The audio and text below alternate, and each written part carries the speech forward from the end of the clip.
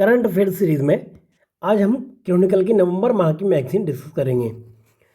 तो ये मैगज़ीन आप जानते होंगे, ये ना सिर्फ यूपी के जो भी एग्ज़ाम होने जा रहे हैं, चाहे वो यूपी का आरओ एआरओ का एग्ज़ाम हो, यूपी का प्री एग्ज़ाम हो आपका 2024 वाला, या फिर बिहार में जितनी भी अभी परीक्षाएं होने वाली हैं बीपीएससी की, चाहे वो शिक्षक भर्ती हो या वो अदर कोई भी एग्ज़ाम हो, या हाल फिलहाल में जो भी एग्ज़ाम होने वाले हैं उन सभी में काम आने वाली है ये वीडियो। तो चलिए स्टार्ट करते हैं। अभी भी जिन साथियों ने चैनल को सब्सक्राइब नहीं किया, चैनल को सब्सक्राइब करें और दोस्तों में भी लिंक शेयर करें। तो जैसा कि आप जानते हैं कि इसमें देखिए, इस मैगजीन में क्या क्या है। बेसिक नवाचार, 106वां संशोधन, 18वां G20 सम्मेलन, एक राष्ट्रीय चुनाव समिति के रिकमेंडेशन, स्किल इंडिया ये digital platform, world university ranking, Bharat के ये 2 धरोहर शामिल किए गए हैं। ये सारी चीज़ें इस मैगज़ीन में दी हुई हैं। उसके साथ साथ में इस मैगज़ीन में योजना कुरुक्षेत्र की समरी भी दे रखी है, Uttar Pradesh special current affair दिया हुआ है, वन लाइनर दिया हुआ है और लास्ट में समसामयिक के क्वेश्चन दिए हुए हैं। तो चलिए स्टार्ट करते हैं। तो पहले ही न्यूज़ है इसमें, ग्रेटर नोएडा में अंतर्राष्ट्रीय व्यापार प्रदर्शनी आयोजित की गई है। ये उद्घाटन किसने किया? तो राष्ट्रपति द्रौपदी मुर्मू ने 21 सितंबर 2023 को ग्रेटर नोएडा उत्तर प्रदेश की पहली अंतर्राष्ट्रीय व्यापार प्रदर्शनी का उद्घाटन किया है। तो ये पूछा जा सकता है कब से कब तक हुआ है, कहाँ पर हुआ है ये, और किसने इसका उद्घाटन किया था। तो ये यूपी करंट अफेयर में, यूपी के एग्जाम में ये क्वेश्चन पूछे जा सकते हैं। इसमें दूसरा फैक्ट है, इसमें एक जनपद एक उत्पाद योजना के साथ साथ 54 जीआई उत्पाद भी इस योजना में प्रदर्शित किए गए थे। नेक्स्ट चलते हैं। बुंदेलखंड औद्योगिक विकास प्राधिकरण की स्थापना को मंजूरी मिल गई है, और मंजूरी कब दी गई है? 12 सितंबर 2023 को मंजूरी दी गई है। तो पहले चरण में इसमें जो है प्रस्तावित औद्योगिक टाउनशिप परियोजना के पहले चरण में झांसी जिले के 33 राजस्व गाँव को इसमें शामिल किया गया है। नेक्स्ट चलते हैं। क्षेत्रीय भाषाओं में डिक्शनरी होगी अब। उत्तर प्रदेश शिक्षा विभाग के द्वारा प्रदान की गई जानकारी के अनुसार उत्तर प्रदेश राज्य शिक्षा संस्थान द्वारा भोजपुरी, अवधी, ब्रज और बुंदेलखंडी जैसे राज्यों की क्षेत्रीय बोली भाषाओं में शब्दकोश तैयार किया जा रहा है। नेक्स्ट चलते हैं। ये कवि हैं अरुण कमल, इनको जो है निराला स्मृति सम्मान प्रदान किया गया है। तो इनकी कविताएं देख लेते हैं कौन कौन सी है। तो पहली इनकी पुस्तक थी, पहली पुस्तक थी इनकी अपनी केवल धार, दूसरी पुस्तक थी इनकी सबूत, और तीसरी पुस्तक थी इनकी नए इलाके में। तो इनकी पुस्तक भी पूछी जा सकती है, इनमें से कौन सी कवि अरुण कमल की पुस्तक नहीं है। तो 3 पुस्तकें आपको पता होनी चाहिए इनकी। नेक्स्ट चलते हैं। ततबा में जो है प्लास्टिक पाइप फैक्ट्री का उद्घाटन किया गया है, और किसने किया है? ये मुख्यमंत्री योगी आदित्यनाथ द्वारा ये किया गया है। कहाँ पर है ये? गोरखपुर औद्योगिक विकास प्राधिकरण में है ये। तो नाम क्या है इसका? ततबा प्लास्टिक पाइप फैक्ट्री। चलिए नेक्स्ट चलते हैं। नेक्स्ट न्यूज़ है, उत्तर प्रदेश में देखिए राज्य में सैज की तर्ज पर बनेंगे स्पेशल शैक्षिक जोन। अब ये पहले चरण में कहाँ कहाँ बनाए जाएंगे? पहले चरण में नोएडा, लखनऊ में विशेष शिक्षा परिक्षेत्र बनाने की योजना है।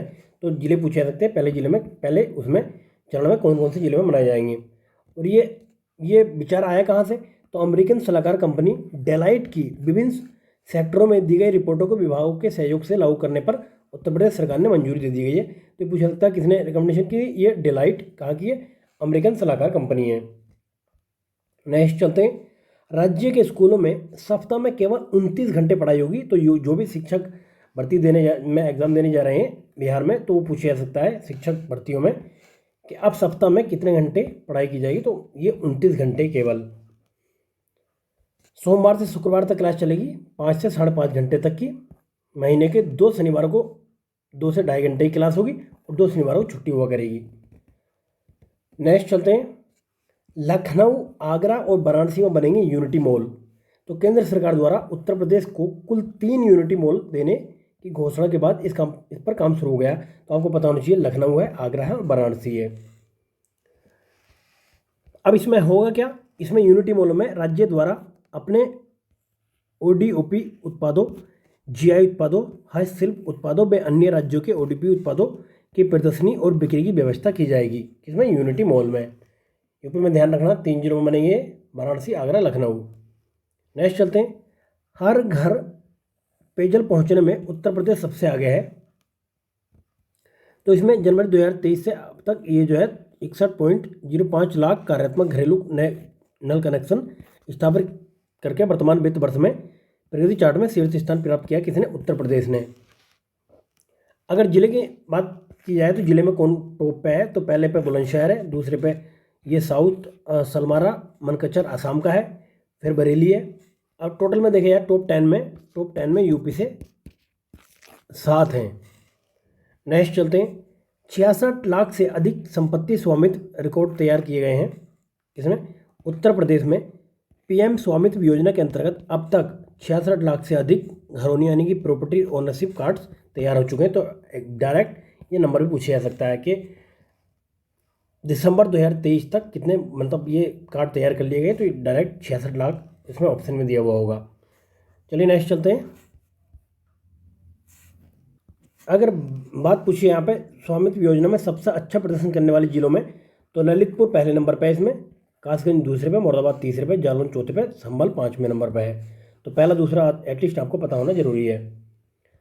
अब ये योजना आई कब थी? 24 अप्रैल 2020 को प्रधानमंत्री मोदी द्वारा पीएम स्वामित्व योजना का शुभारंभ किया गया था। तो एग्जैक्ट ये भी पूछा जा सकता है कि कब आई थी। नेक्स्ट चलते हैं। उत्तर प्रदेश के सभी जिलों में लागू होगा ई ऑफिस। अब ये क्या है? देखिए, उत्तर प्रदेश सरकार राज्य भर में सभी सरकारी कामकाजों को पूरी तरह से ई ऑफिस के माध्यम से करेगी तथा इसके लिए सभी जिलों में ई ऑफिस पहल को लागू किया गया है। अब बात की जाए इसमें पहले नंबर पर कौन है, तो कन्नौज जिले में पूरी तरीके से ई ऑफिस लागू हो चुका है। उसी के अनुसार वहाँ कार्यालयों में फाइलों का संचालन हो रहा है। तो पूछ रहा है कौन से जिले में? कन्नौज जिले में पूरी तरीके से ई ऑफिस लागू हो गया है। नेक्स्ट चलते हैं। एफडीआई में उत्तर प्रदेश 22 राज्यों से आगे है। तो उत्तर प्रदेश का स्थान कौन सा? 2023 में उत्तर प्रदेश का इसमें 11वां स्थान है। एग्जैक्ट स्थान पूछा जाएगा उत्तर प्रदेश एफडीआई के मामले कौन से स्थान पर है? 11वें मामले पर है, 11वें नंबर पर है। नेक्स्ट चलते हैं। अटल आवासीय विद्यालयों में गुरुवार्ता संगम कार्यक्रम ये चालू किया गया है कब? 1 सितंबर 2023 को। पहले चरण में 18 अटल आवासीय विद्यालयों में शुभारंभ किया जा रहा है इसका। नेक्स्ट चलते हैं। झांसी में मेजर ध्यानचंद म्यूजियम का लोकार्पण किया गया है। ये पूछा जा सकता है कौन से जिले में किया गया? तो झांसी में किया गया है। अब ये कब किया गया? 29 अगस्त 2023 को किया गया है, खेल दिवस के अवसर पर। हॉकी को समर्पित यह देश का पहला म्यूजियम है। ये भी ध्यान रखना पड़ेगा आपको क्योंकि पूछा जा सकता है। नेक्स्ट चलते हैं। नंदिनी कृषक समृद्धि योजना ये कौन से स्टेट द्वारा लाई गई है? ये यूपी द्वारा लाई गई है। पूछा जा सकता है कौन से स्टेट ने लाया है इसको। अब इसमें क्या है? उत्तर प्रदेश सरकार ने राज्य में मवेशियों की नस्ल बढ़ाने और दूध उत्पादन को बढ़ावा देने के लिए नंद बाबा मिशन के तहत नंदिनी कृषक समृद्धि योजना शुरू की गई है। ये पूछा सकता है कौन से मिशन के तहत लाई गई है? तो नंद बाबा मिशन के तहत नंदिनी कृषक समृद्धि योजना ये लाई गई है। उद्देश्य क्या है? दूध उत्पादन डेयरी किसानों की आय बढ़ाने के लिए गाय की नस्लों विशेष रूप से साहिवाल, गिर, थारपारकर और गंगातीरी में सुधार करना है। तो सारी आपको नस्लें पता होनी चाहिए गाय की ये। चलिए नेक्स्ट चलते हैं। नेक्स्ट एक इम्पोर्टेंट फैक्ट भी पूछे जाना है। देखिए, बागपत के रहने वाले हैं ये अखिल सियोराण। तो इन्होंने चाइना में चल रही एशियन गेम्स में स्वर्ण पदक जीता है। अब स्वर्ण पदक इन्होंने किस चीज़ में जीता है? 50 मीटर की 3 पोजीशन राइफल में पुरुष टीम इवेंट में इन्होंने ये प्राप्त किया है। तो एग्जैक्ट ये पूछा था कितने मीटर की? इसमें 50 मीटर की। कहाँ के रहने वाले? बागपत के रहने वाले। नाम क्या? अखिल सियोराणा है। कहाँ पर? चाइना में चल रही एशियन गेम्स में स्वर्ण पदक जीता है। ये पूछ लेता है कि कौन सा पदक जीता है, तो याद रहे आपको गोल्ड मेडल इन्होंने जीता है। नेक्स्ट चलते हैं। उत्तर प्रदेश के सभी 95,767 गाँवों ने ODF प्लस का दर्जा प्राप्त कर लिया है। तो आपको पता होना चाहिए कितने? 95,767 गाँवों ने ODF प्लस का दर्जा प्राप्त कर लिया है। चलिए नेक्स्ट चलते हैं। नेक्स्ट एक न्यूज़ है। हृदय दिवस के अवसर पर 29 सितंबर 2023 को मऊ में लोगों को जागरूक करने के लिए रन फॉर हार्ट का आयोजन किया गया है। ये पूछा जा सकता है कि कौन से डिस्ट्रिक्ट में किया गया है? तो मऊ में किया गया है। ये क्या? रन फॉर हार्ट का आयोजन किया गया है। नेक्स्ट चलते हैं। नेक्स्ट एक न्यूज़ है। मुख्यमंत्री योगी आदित्यनाथ ने 17 सितंबर 2023 को गोरखपुर में 343 करोड़ रुपए की 76 परियोजनाओं को लोकार्पण और शिलान्यास किया है। नेक्स्ट न्यूज़ है। 20वां राष्ट्रीय पुस्तक मेला कहाँ पे आयोजित हुआ? ये लखनऊ में आयोजित किया गया है। इसकी थीम क्या थी? ज्ञान कुंभ इसकी थीम थी। थीम भी पूछ ली जाती है। कौन सा था? 20वां था ये। नेक्स्ट चलते हैं इसमें। आगरा के फतेहपुर सीकरी ब्लॉक में नियुक्त वर्षा चाहर को उत्तर प्रदेश राज्य शिक्षक पुरस्कार से प्रदान किया गया है। किसे? वर्षा चाहर को। चलिए नेक्स्ट चलते हैं। नेक्स्ट है, देखिए, केंद्रीय स्वास्थ्य मंत्री मनसुख मांडविया ने 16 सितंबर 2023 को आगरा में अंगदान पंजीकरण महाशिविर का शुभारंभ किया था। तो पूछी जा सकती कहाँ पर, किसने किया था ये। नेक्स्ट चलते हैं। केंद्रीय सामाजिक न्याय और अधिकारिता राज्य मंत्री ए नारायण स्वामी ने 15 सितंबर 2023 को वाराणसी में दिव्यांगजन सशक्तिकरण विभाग द्वारा लगाए गए दिव्य कला मेले का उद्घाटन किया है। तो पूछा जा सकता है कि यूपी में कौन से जिले में दिव्य कला मेले का मतलब उद्घाटन किया गया था? तो वाराणसी में किया गया था ये। चलिए नेक्स्ट चलते हैं। अब ये यूपी से संबंधित हमने न्यूज़ देख ली। अब देख ले उत्तराखंड से संबंधित कौन कौन सी न्यूज़ रही हैं। 8वां देहरादून इंटरनेशनल फेस्टिवल का आयोजन किया गया। अभी कहाँ पे? उत्तराखंड में हुआ, जाहिर सी बात है। नेक्स्ट चलते हैं। स्वदेश दर्शन 2.0 योजना में उत्तराखंड के 2 जिले चंपावत और पिथौरागढ़ शामिल हो गए हैं। तो पता होना चाहिए आपको कौन से 2 जिले? चंपावत और पिथौरागढ़। ये उद्देश्य क्या है इसका? पर्यटन गतिविधियों को बढ़ावा देना, इन क्षेत्रों को पर्यटन की दृष्टि से विकसित करना और आगंतुकों को बुनियादी सुविधाएं प्रदान करना है। नेक्स्ट चलते हैं। सस्ती बिजली उत्पादन के लिए प्रदेश में बनी पंप स्टोरेज पॉलिसी। कहाँ पर बनी है? ये उत्तराखंड में बनी है। ये पूछ लिया जा सकता कि कहाँ पे हाल ही में मतलब सस्ती बिजली उत्पादन के लिए पंप स्टोरेज पॉलिसी लाई गई है। तो उत्तराखंड में लाई गई है। चलिए नेक्स्ट न्यूज़ है। व्यावसायिक शिक्षा को बढ़ावा देने के लिए शुरू किया गया क्या? हब एंड स्पोक मॉडल लाया गया। कहाँ पे? ये भी उत्तराखंड में लाया गया। तो आपको पता होना चाहिए कहाँ पे? उत्तराखंड में। नेक्स्ट चलते हैं। बिहार से संबंधित न्यूज़ देख लेते हैं। पटना नगर निगम ने कैश फॉर वेस्ट योजना शुरू की है। अब इसके तहत लोगों को उनके सूखे कचरे के लिए प्रत्येक वस्तु के लिए निर्धारित मूल्य प्रदान किया जाएगा। कहाँ पे? पटना नगर निगम द्वारा ये स्टार्ट किया गया है। नेक्स्ट है, पटना में जीएसटी ट्रिब्यूनल बेंच खुलेगा। तो अब ये जीएसटी से संबंधित मामले कोर्ट नहीं जाएंगे, यहाँ पे जीएसटी ट्रिब्यूनल में जाएंगे। कहाँ पे खुलेगा? पटना में खोला जाएगा ये। नेक्स्ट चलते हैं। बिहार के 4 शीर्ष कलाकारों को संगीत नाट्य अकादमी अवार्ड दिया गया है। अब कौन कौन है ये देख लेते हैं। इनमें एक तो सुमन कुमार है, दूसरे भरत सिंह भारती हैं, तीसरे गणेश प्रसाद सिन्हा हैं और चौथे रघुवर मलिक हैं। ये 4 लोगों को ये पुरस्कार दिया गया है। नेक्स्ट चलते हैं। NMCH में देश की सबसे बड़ी लॉन्ड्री का शुभारंभ किया गया है। कहाँ पे? ये नालंदा में किया गया है। नालंदा चिकित्सा महाविद्यालय एवं अस्पताल NMHCH में देश के सबसे बड़े एकीकृत लॉन्ड्री सुविधा का शुभारंभ किया गया है। नेक्स्ट न्यूज़ है। बिहार के 4 किसानों और 2 किसान समूहों को राष्ट्रपति ने सम्मानित किया है। किसने? राष्ट्रपति द्रौपदी मुर्मू ने 12 सितंबर 2023 को नई दिल्ली में 4 दिवसीय किसान सम्मेलन में बिहार के 4 किसान और 2 किसान समूहों को सम्मानित किया है। अब किसान कौन कौन है देख लेते हैं। रोहतास के 2 हैं, जमुई और मुंगेर के एक हैं। अब ये देख लेते हैं समूह कौन कौन से हैं। तो एक तो किसान समूह में लीची कृषक समूह है, दूसरा भागलपुर में कतरनी चावल उत्पादक समूह। अब व्यक्ति देख लेते हैं। जमुई के रहने वाले एक अर्जुन मंडल को औषधीय पौधों की खेती के संरक्षण के लिए दिया गया है। मुंगेर के रहने वाले सत्यदेव सिंह को चना और तीसी के प्रभेद संरक्षित करने के लिए दिया गया है। रोहतास के किसान दिलीप कुमार सिंह हैं, उनको बैंगन, टमाटर और करेला एवं धनिया में सफ़ेद प्रभेद को संरक्षित करने के लिए दिया गया है। रोहतास के अर्जुन सिंह हैं, जिन्हें चावल, हल्दी और लौकी को संरक्षित करने के लिए दिया गया है। चलिए नेक्स्ट चलते हैं। नेक्स्ट है, जल संचय के लिए पटना में बनेंगे 21 चेक डैम।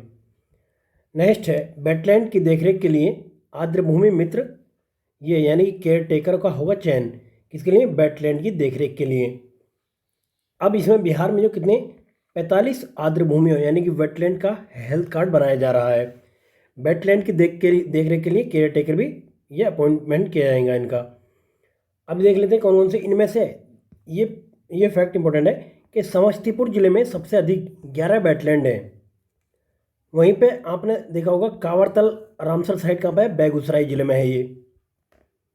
चलिए नेक्स्ट चलते हैं। जीविका दीदी की रसोई योजना 6 मतलब योजना जो 6 और अस्पतालों में ये शुरू की गई है। तो अब इसमें क्या है, देखिए वर्तमान में बिहार सरकार और जीविका योजना के संकल्प के अधीन विभिन्न विभागों और समुदाय आधारित संगठनों के साथ सहयोग से कुल 106 जीविका दीदी की रसोइयों को संचालित किया जा रहा है। अब ये योजना आई कब थी, पूछा जा सकता है कि 2008 में, ये 2018 में ये योजना लाई गई थी। नेक्स्ट चलते हैं, अब देखिए झारखंड से रिलेटेड न्यूज़ देख लेते हैं। हमारी गौ माता हमारी दायित्व योजना कौन से स्टेट ने लेकर आया है, तो इसको जो है झारखंड लेकर आया है। नेक्स्ट चलते हैं, झारखंड में पर्यटक स्थलों में खुलेंगे योगा यूज केंद्र। तो आपसे पूछा जा सकता है कि हाल ही में कौन से स्टेट में पर्यटन स्थलों में मतलब योगा यूज केंद्र खोले जाएंगे, तो कहाँ पर, झारखंड में खोले जाएंगे। नेक्स्ट चलते हैं, मध्य प्रदेश से रिलेटेड न्यूज़ देख लेते हैं। अब प्रारंभिक शिक्षा के लिए संचालित छात्रावासों की रैंकिंग में सीहोर जिला जो प्रथम रैंक पर आया है। तो पता होना चाहिए आपको, जो भी मध्य प्रदेश में एग्जाम देने जा रहे हैं उनको पता होना चाहिए, क्योंकि स्टेट स्पेसिफिक जब क्वेश्चन बनते हैं तो ऐसे ही इस टाइप के क्वेश्चन होते हैं। चलिए नेक्स्ट चलते हैं। नेक्स्ट है, देखिए बीना में 51,000 करोड़ रुपए की परियोजना का शिलान्यास किया गया। अभी कौन सी कंपनी यहाँ पे ये बनाएगी, सागर जिले में Bharat petroleum corporation limited BPCL की बीना रिफाइनरी परिसर में लगभग 51,000 करोड़ रुपए के पेट्रोकेमिकल परिसर की आधारशिला रखी है। नेक्स्ट चलते हैं, कृषक लहरी बाई को पादप जीनोम संरक्षक किसान सम्मान दिया गया है। कौन है, लहरी बाई, इनको दिया गया है। कहाँ पे दिया गया है, तो ये नई दिल्ली में दिया गया है। डिडोरी जिले की कृषक लहरी बाई को श्री अन्न प्रजातियों के संरक्षण और संवर्धन के लिए 2021-22 का पादप जीनोम संरक्षक किसान सम्मान दिया गया है। नेक्स्ट चलते हैं, मुख्यमंत्री लाडली बहना आवास योजना का संबंध किस स्टेट से है, तो आपको बता देना कि मध्य प्रदेश स्टेट में ये लाई गई है योजना, मुख्यमंत्री लाडली बहना आवास योजना। इस योजना के तहत लाभार्थियों को कितने पैसे दिए हैं, इस योजना में 4,75,000 हितधारकों का मतलब लाभ मिलेगा। पैसे नहीं, 4,75,000 मतलब जो लोग हैं उनको जो है इस योजना का लाभ मिलेगा। नेक्स्ट है स्टैचू ऑफ वननेस। तो ये कहाँ पे बनाया गया है, तो मध्य प्रदेश में बनाया गया है। 18 सितंबर को इसको जो है ओंकारेश्वर में महान दार्शनिक आदि शंकराचार्य की 108 फीट ऊंची प्रतिमा का अनावरण किया गया। किसने किया, शिवराज सिंह चौहान ने किया है। इस प्रतिमा को स्टैचू ऑफ वननेस का नाम दिया गया है। तो पूछा सकता है कहाँ पे बनी है, तो ये बनी है मध्य प्रदेश में, ओंकारेश्वर में। और कितने फीट की, 108 फीट की। किसकी, आदि शंकराचार्य की है। क्या नाम है, स्टैचू ऑफ वेनिस। नेक्स्ट चलते हैं, अब छत्तीसगढ़ से रिलेटेड देख लेते हैं कोई फैक्ट। छत्तीसगढ़ ने 10 सितंबर 2023 को सेतुबंध आसन के प्रदर्शन के लिए golden book of world record में अपना नाम दर्ज करा लिया है। नेक्स्ट चलते हैं, हरियाणा से रिलेटेड क्या न्यूज़ देख लेते हैं। औद्योगिक श्रमिकों की बेटियों को 50,000 रुपये देंगे। कौन, हरियाणा के मुख्यमंत्री खट्टर ने उच्च शिक्षा हासिल कर रही औद्योगिक श्रमिकों की बेटियों को इलेक्ट्रॉनिक दोपहिया वाहन खरीदने के लिए 50,000 रुपये अनुदान की घोषणा की है। किसके लिए, औद्योगिक श्रमिकों की बेटियों के लिए जो भी उच्च शिक्षा हासिल कर रही हैं। तो कितने, 50,000 रुपये दिए जाएंगे। चलिए नेक्स्ट चलते हैं, गुजरात से रिलेटेड न्यूज़ देख लेते हैं। तो गुजरात विधानसभा के डिजिटल हाउस का जो उद्घाटन हो गया है, किसने किया, राष्ट्रपति द्रौपदी मुर्मू ने उद्घाटन किया 13 सितंबर को। अब कागज रहित कामकाज को बढ़ावा देने के लिए गुजरात विधानसभा की राष्ट्रीय ई विधान एप्लीकेशन यानी कि नीवा परियोजना का उद्घाटन किया गया है। तो ये क्या है, राष्ट्रीय ई विधान एप्लीकेशन।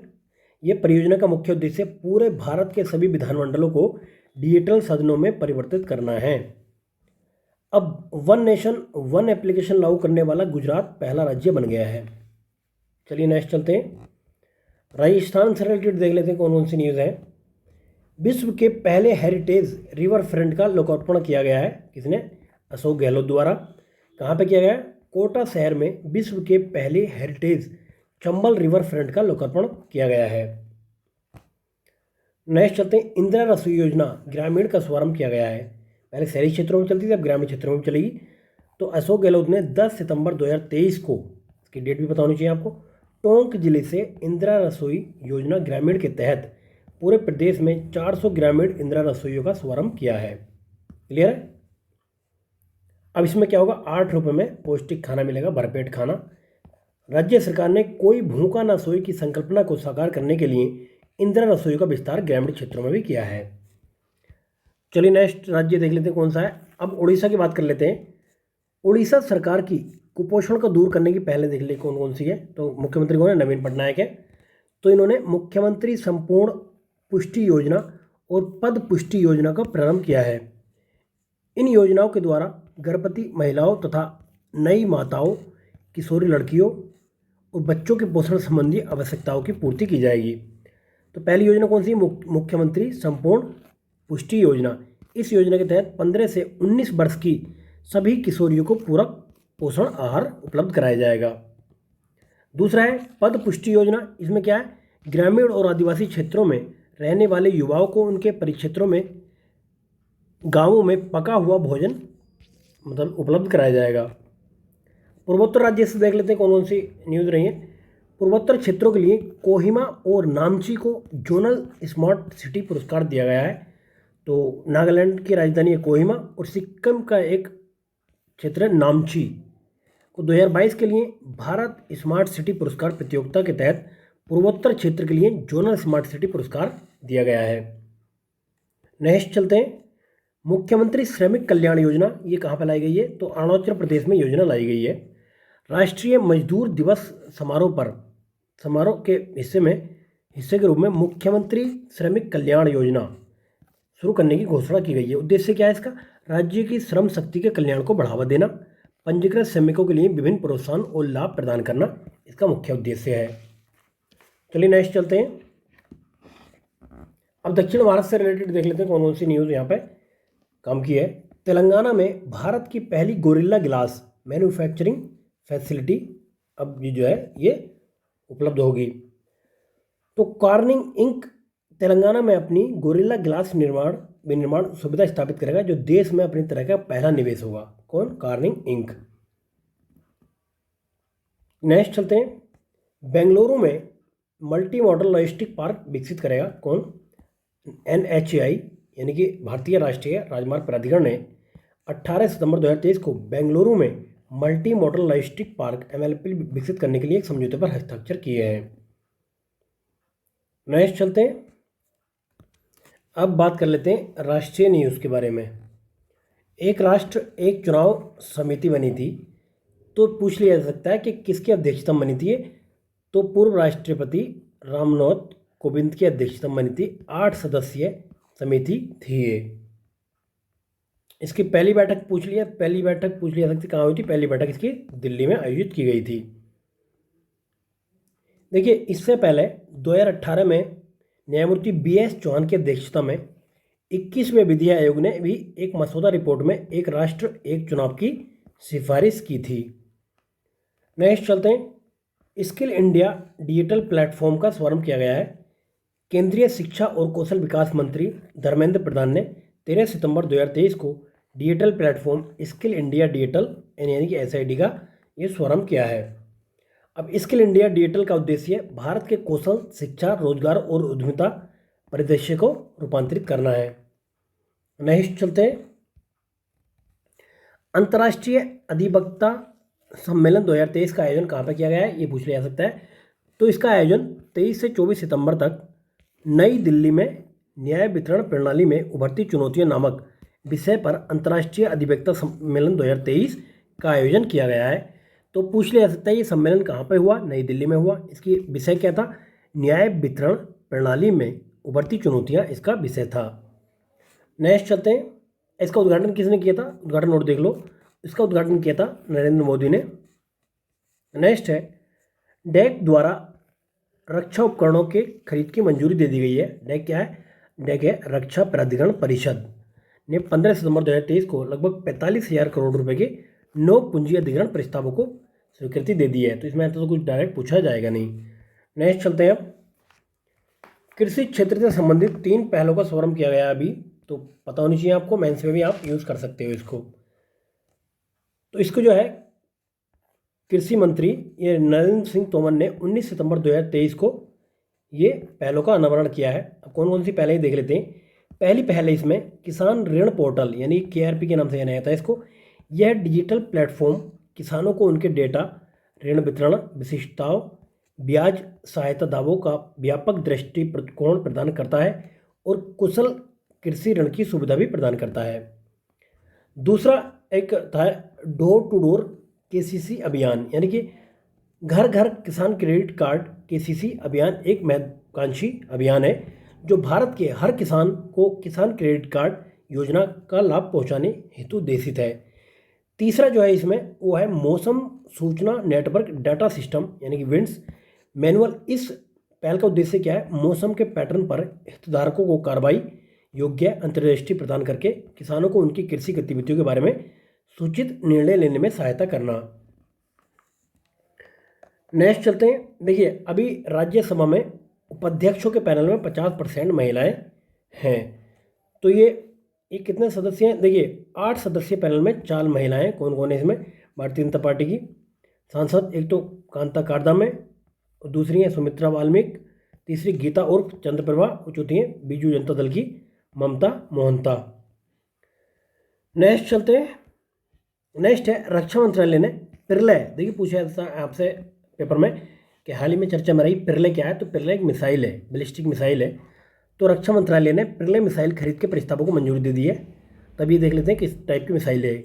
तो पिरलय जो है बैलिस्टिक मिसाइलों की एक रेजिमेंट की ये मंजूरी दी गई। ये बैलिस्टिक मिसाइल है। पिरलय जो है बैलिस्टिक मिसाइलों को चीन से लगी वास्तविक नियंत्रण रेखा LAC और पाकिस्तान से लगी नियंत्रण रेखा LOC पर तैनात किया जाएगा। अब ये देखिए, ये जो है सतह से सतह पर मार करने वाली एक अर्ध बैलिस्टिक मिसाइल है जिसमें इंटरसेप्टर मिसाइलों को विफल करने के लिए डिजाइन की गई उन्नत क्षमताएं विद्यमान है। तो आपको पता होनी चाहिए ये सरफेस टू सरफेस मिसाइल है ये पिरलय। दूसरा पता होना चाहिए आपको इसकी मारक क्षमता कितनी है? 150 से 500 किलोमीटर तक इसकी मारक क्षमता है। नेक्स्ट चलते हैं। DMRC और BEL के मध्य समझौता हुआ है अभी। तो ये पूछ लेता है कि DMRC ने किस कंपनी के मध्य समझौता किया है? तो BEL के साथ समझौता किया है। दिल्ली मेट्रो रेल कॉरपोरेशन और भारतीय इलेक्ट्रॉनिक्स लिमिटेड द्वारा 13 सितंबर 2023 को स्वदेशी संचार आधारित ट्रेन नियंत्रण प्रणाली यानी कि ICVTC विकसित करने के लिए एक समझौता ज्ञापन पर हस्ताक्षर किए गए हैं। यह साझेदारी रेल परिवहन में नवाचार को बढ़ावा देगी, लागत कम करेगी और ट्रेन नियंत्रण सिग्नल सिस्टम के क्षेत्र में आत्मनिर्भरता को बढ़ावा देगी, जिससे कि एक्सीडेंट कम से कम होंगे। नेक्स्ट है भारत लोकतंत्र की जननी एक पोर्टल है। तो G20 लीडरशिप समिट से पूर्व 8 सितंबर 2023 को सांस्कृतिक मंत्रालय ने मेगा प्रदर्शनी Bharat the mother of democracy का एक पोर्टल लॉन्च किया है। तो पूछ लिया सकता है कि कौन से मंत्रालय ने लॉन्च किया? तो पता होना चाहिए आपको, सांस्कृतिक मंत्रालय द्वारा ये लॉन्च किया गया। चलिए नेक्स्ट चलते हैं। नेक्स्ट देखिए, ये पोर्टल जो है ये 16 भाषाओं में उपलब्ध है। अंग्रेजी, हिंदी के अलावा जर्मन, फ्रेंच, स्पेनिश, अरबी, पुर्तगाली, इतालवी, तुर्की, रसिया सहित 16 भाषाओं में उपलब्ध रहेगा ये। नेक्स्ट चलते हैं। बैटरी ऊर्जा भंडारण प्रणाली के निर्माण के लिए 3,760 करोड़ रुपए की मंजूरी दे दी है। तो ये कब से कब तक करेगा इसको? ये योजना जो है 2030-31 तक 4,000 मेगावाट की BESS परियोजनाओं के विकास की परिकल्पना की गई है।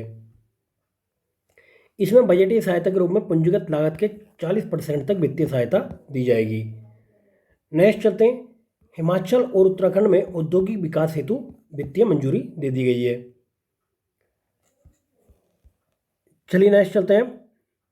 दिव्यांगों के सशक्तिकरण हेतु कौन सी कंपनी ने ये भी समझौता किया है? तो अमेजन के द्वारा ये समझौता किया गया 5 राज्यों के साथ। अमेजन इंडिया ने 6 सितंबर 2023 को रोजगार योग्य विकलांग व्यक्तियों के साथ जुड़ने और मुख्यधारा के कार्यबल में उनके भागीदारी को सक्षम करने के लिए 5 राज्य सरकारों के साथ में समझौता किया है। तो आप देख लें कौन कौन से स्टेट है इसमें। हरियाणा है, महाराष्ट्र, गुजरात, कर्नाटक, तमिलनाडु, ये 5 स्टेट है। यूपी, बिहार इसमें नहीं है। नेक्स्ट है आयुष्मान भव अभियान। ये क्या है देख लेते हैं। तो ये कहाँ से स्टार्ट किया है ये भी देखेंगे। तो ये जो है सार्वभौमिक स्वास्थ्य कवरेज प्राप्त करने के तथा सभी के लिए स्वास्थ्य देखभाल सुनिश्चित करने के लिए राष्ट्रपति द्रौपदी मुर्मू ने गांधीनगर से, तो आपको पता होना चाहिए कहाँ से,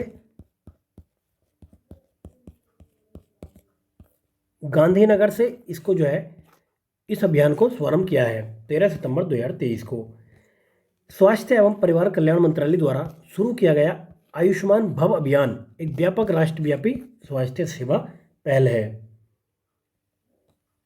अब यह अभियान देखिए 17 सितंबर से 2 अक्टूबर 2023 तक सेवा पखवाड़ा के दौरान संपूर्ण देश में संचालित किया गया है। ये इसके घटक देख लेते हैं, 3 घटक हैं इसके। आयुष्मान आपके द्वार, दूसरा है HWC और CHC में आयुष्मान मेले, तीसरा है आयुष्मान सभाएं।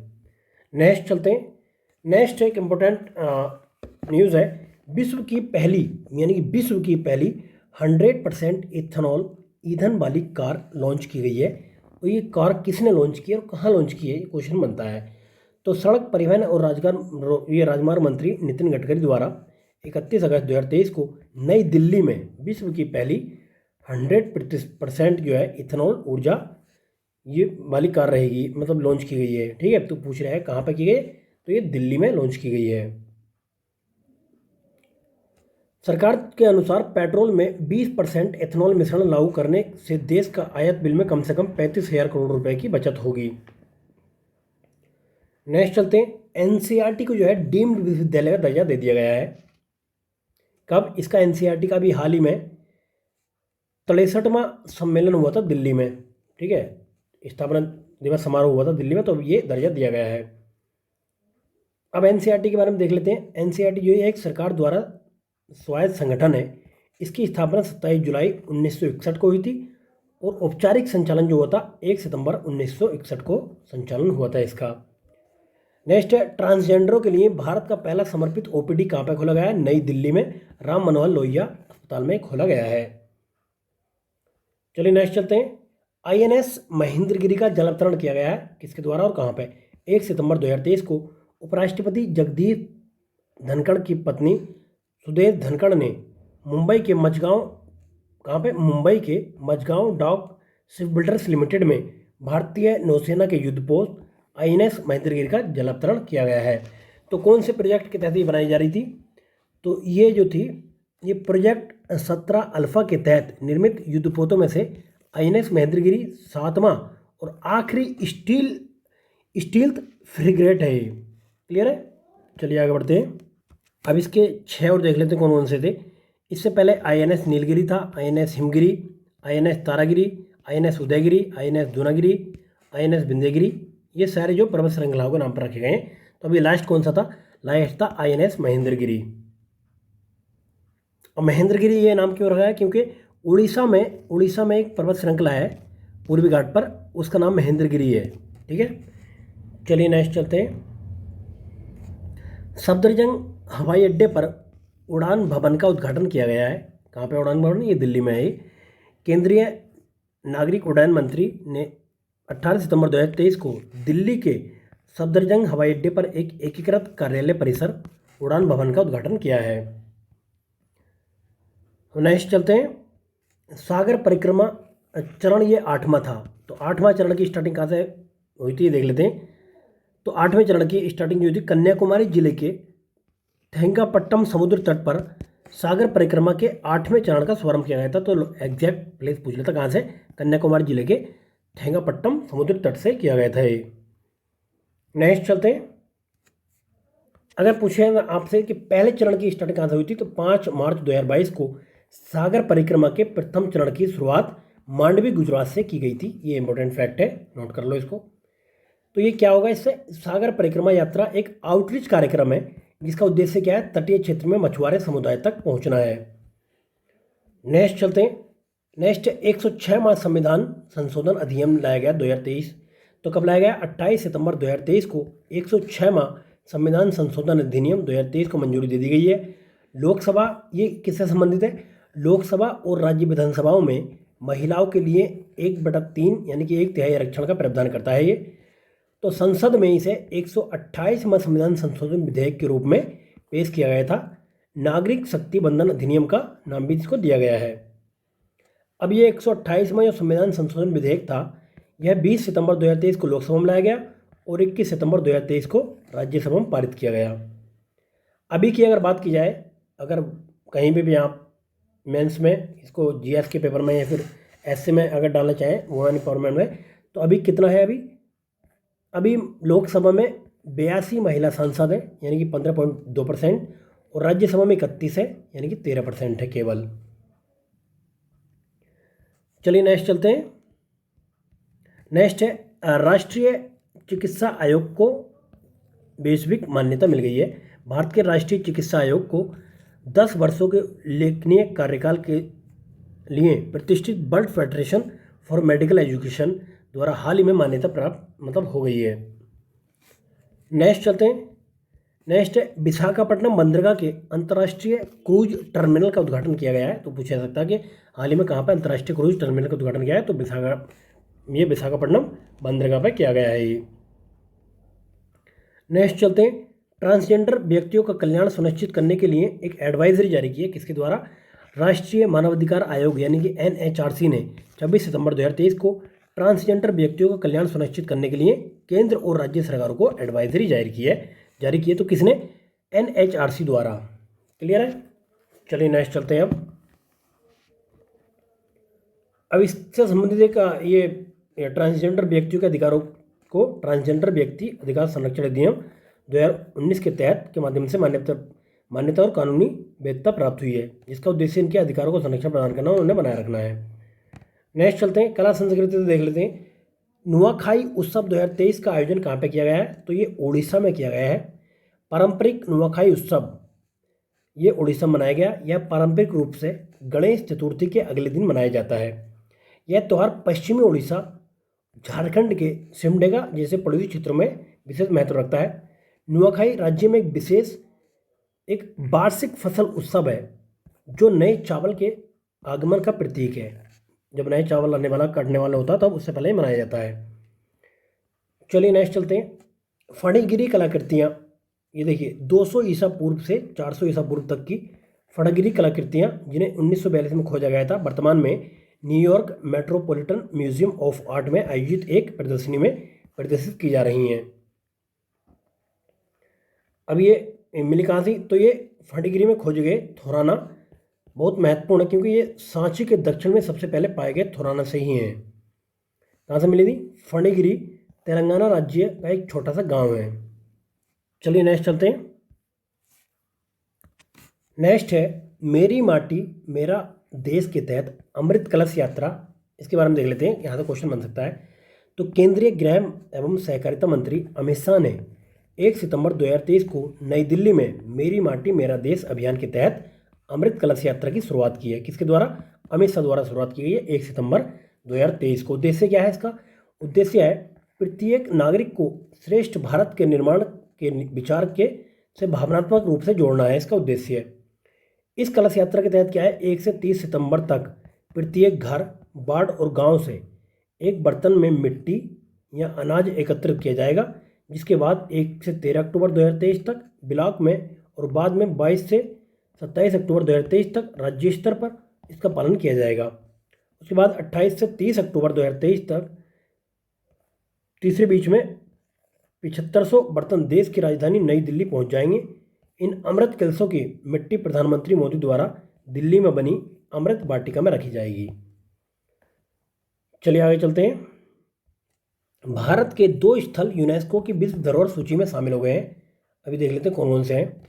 एक है इसमें पश्चिम बंगाल का शांति निकेतन और दूसरा कर्नाटक का होयसल के पवित्र मंदिर समूह को यूनेस्को की विश्व धरोहर सूची में शामिल किया गया। तो 2 पता होना चाहिए, शांति निकेतन और होयसल को शामिल किया गया है। शांति निकेतन जो 41वां है और होयसल जो इसमें 42वां, ये नंबर भी आपको पता होना चाहिए इनके। चलिए नेक्स्ट चलते हैं।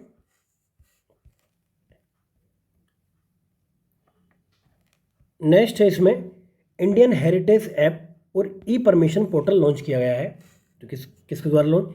तो भारतीय पुरातत्व सर्वेक्षण यानी कि ASI ने 4 सितंबर 2023 को संवेद ऑडिटोरियम नई दिल्ली में एडॉप्ट हेरिटेज 2.0 कार्यक्रम का शुभारंभ किया है। तो एडॉप्ट हेरिटेज 2.0 कार्यक्रम 2017 में शुरू की गई पिछली योजना का नया संस्करण है। यह प्राचीन स्मारक तथा पुरातत्वीय स्थल और अवशेष अधिनियम 1958 के अनुसार विभिन्न स्मारकों के मांगी गई सुविधाओं को स्पष्ट रूप से परिभाषित करता है। चलो इतने काफ़ी है इसमें। नेक्स्ट है इंडियन हेरिटेज ऐप और पोर्टल। ये क्या है? इंडियन हेरिटेज क्या है नामक एक मोबाइल एप्लीकेशन है तथा ई अनुज्ञा पोर्टल भी लॉन्च किया गया है यहाँ पे। तो इंडियन हेरिटेज ऐप भारत के विरासत स्मारकों को प्रदर्शित करता है। वहीं पे ई अनुज्ञा पोर्टल विभिन्न अनुमतियां प्रदान करने की प्रक्रिया को तेज करेगा। चलिए नेक्स्ट चलते हैं। अब आर्थिकी से संबंधित न्यूज़ देख लेते हैं, क्या क्या न्यूज़ इसमें इंपॉर्टेंट है। पहली न्यूज़ है, भारत के आउटवर्ड और इनवर्ड इन्वेस्टमेंट में वृद्धि हुई है। ये बात आरबीआई ने बताई है, लेकिन कितनी वृद्धि हुई है ये बात नहीं बताई है। नेक्स्ट है, अफगानिस्तान की मुद्रा विश्व में सबसे अच्छा प्रदर्शन करने वाली मुद्रा बन गई है। नोट कर लो इसको, ठीक है। पहले नंबर पर है, मतलब जो अभी अच्छा प्रदर्शन कर रही है उसमें। दूसरे नंबर पर कोलंबिया की करेंसी है पैसो। चलिए नेक्स्ट चलते हैं।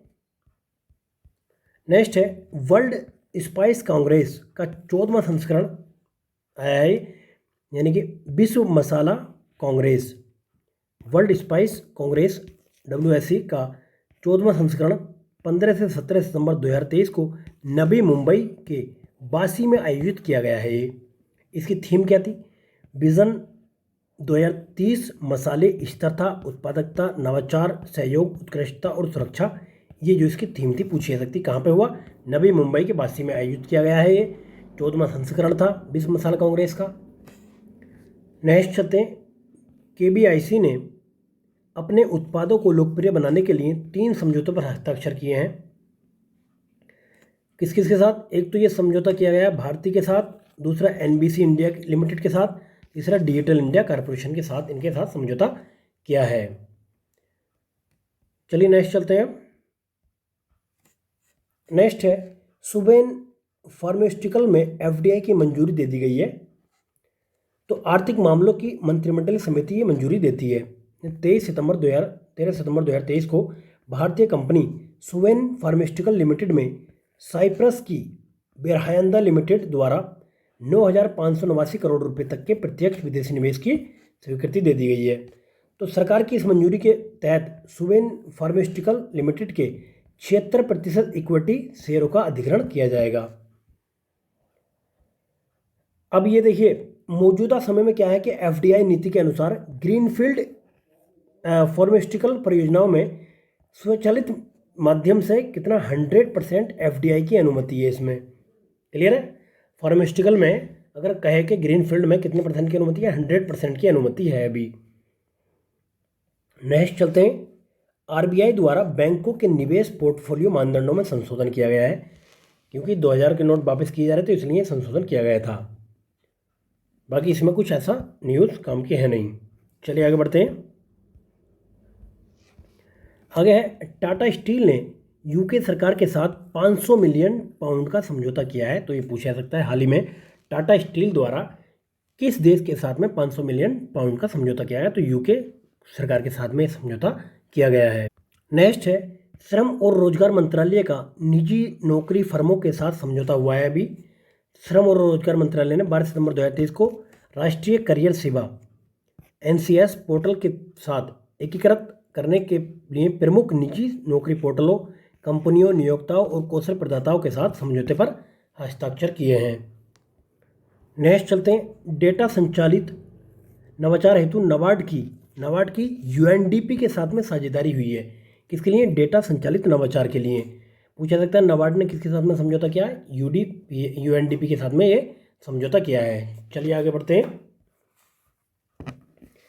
TCS ने क्या किया है? TCS ने लिविंग हार्ट प्रोजेक्ट में ये डसाल्ट सिस्टम के साथ सहयोग किया है। किसके? लिविंग हार्ट प्रोजेक्ट में डसाल्ट सिस्टम के साथ में सहयोग किया है।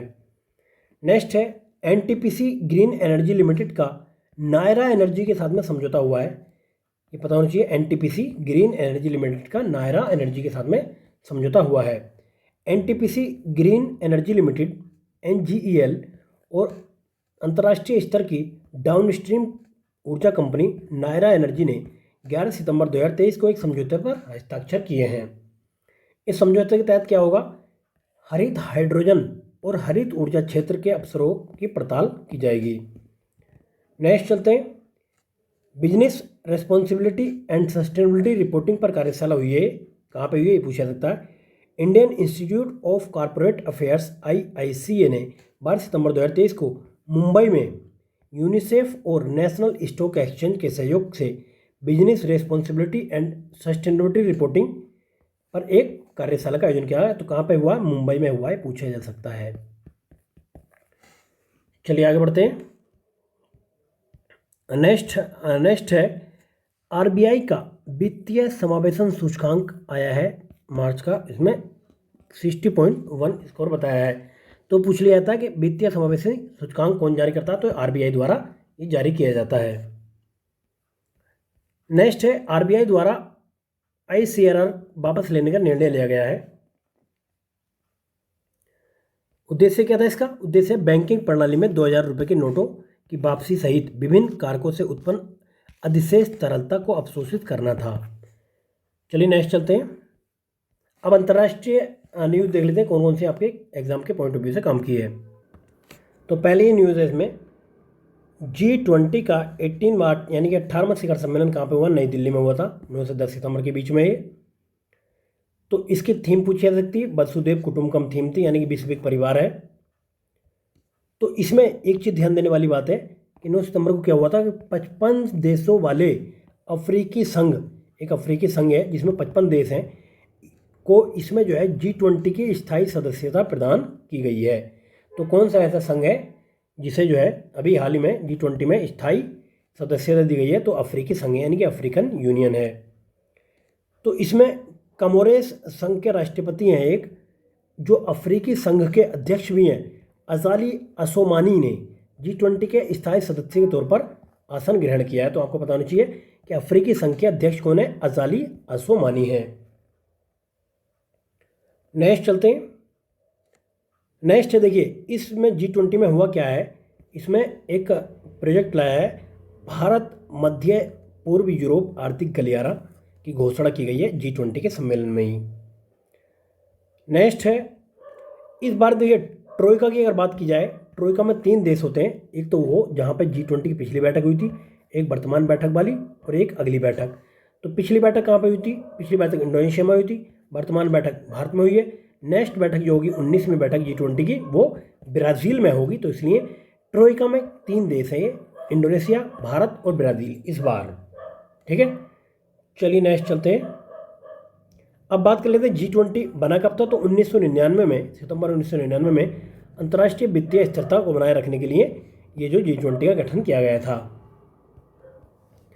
नेक्स्ट चलते हैं, संयुक्त राष्ट्र महासभा का 78वां सत्र का आयोजन किया गया अभी 19 से 26 सितंबर 2023 तक। कहाँ पे हुआ? न्यूयॉर्क में आयोजित किया गया है। संयुक्त राष्ट्र महासभा के 78वें सत्र की शुरुआत के नए महासभा अध्यक्ष कौन थे? डेनिस फ्रांसिस अध्यक्ष थे। इसकी थीम काफ़ी लंबी चौड़ी, थीम भी देख लो इसकी एक बार। विश्वास का पुनर्निर्माण, विश्वास एकजुटता को फिर से जागृत करना, सभी के लिए शांति, समृद्धि, प्रगति और स्थिरता की दिशा में 2030 एजेंडा और इसके सतत विकास लक्ष्यों पर कार्रवाई में तेजी लाना इसकी बहुत बड़ी थीम थी ये। चलिए नेक्स्ट चलते हैं। नेक्स्ट है उल्लेखनीय, देखिए संयुक्त राष्ट्र महासभा के हिस्से के रूप में 18 से 19 सितंबर 2023 के मध्य न्यूयॉर्क में SDG सम्मेलन का आयोजन भी किया गया है। तो ये भी सम्मेलन आपको पता होना चाहिए। SDG सम्मेलन 2023 का कहाँ हुआ? न्यूयॉर्क में ही आयोजित किया गया था ये भी। चलिए नेक्स्ट चलते हैं। अब भारत संयुक्त राष्ट्र क्षमता निर्माण पहल तो लाई गई है।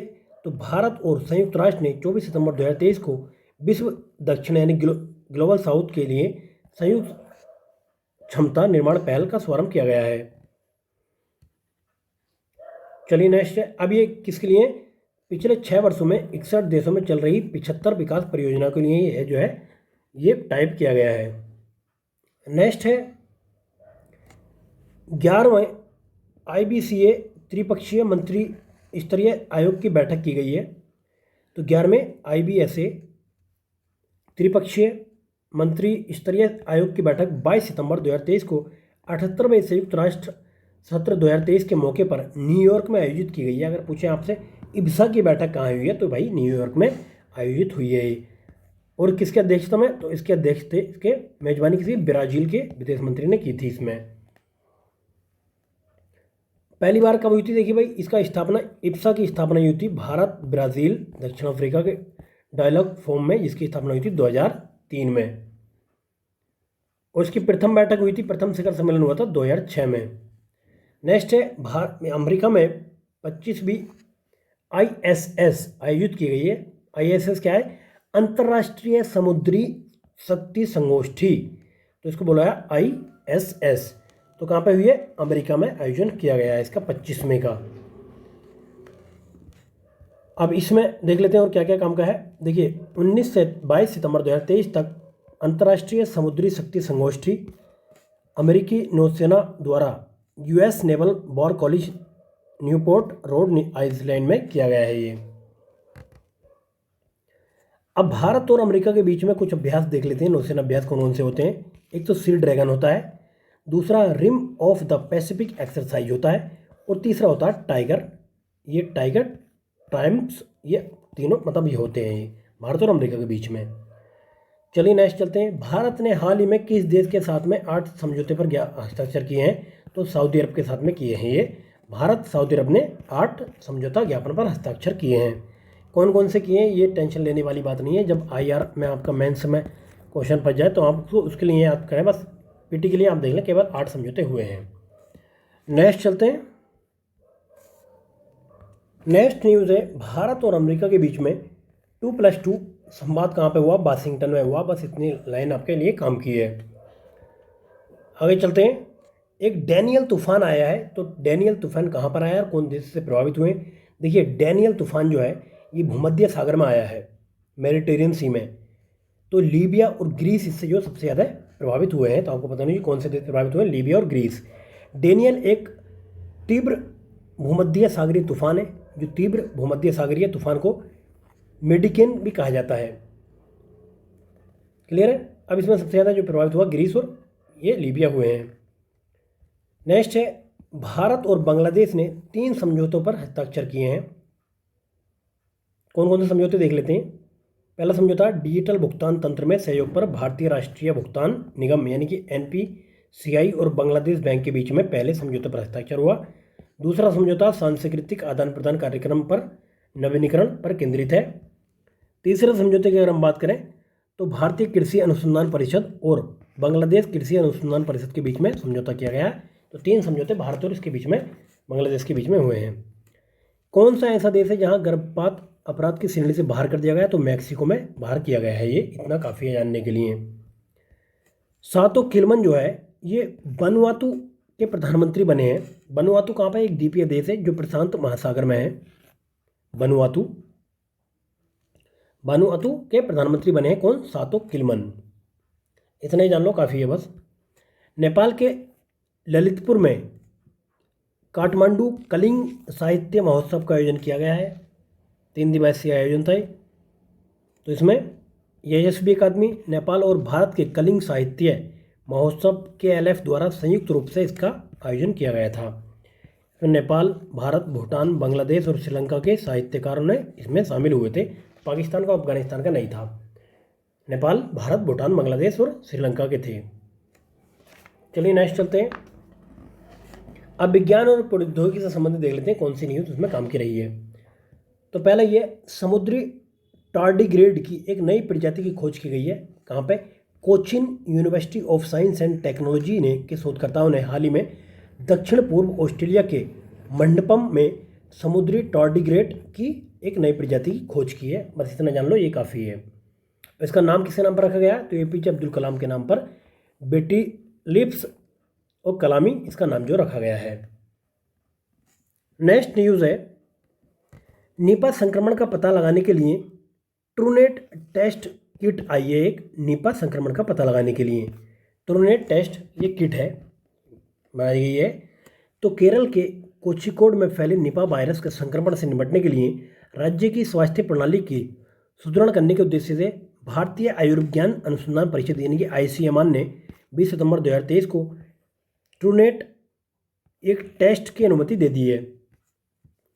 तो ICMR की इस मंजूरी के साथ केरल राज्य में अब अधिक प्रयोगशालाओं को ट्रूनेट टेस्ट का उपयोग करके निपा वायरस का निदान की क्षमता होगी।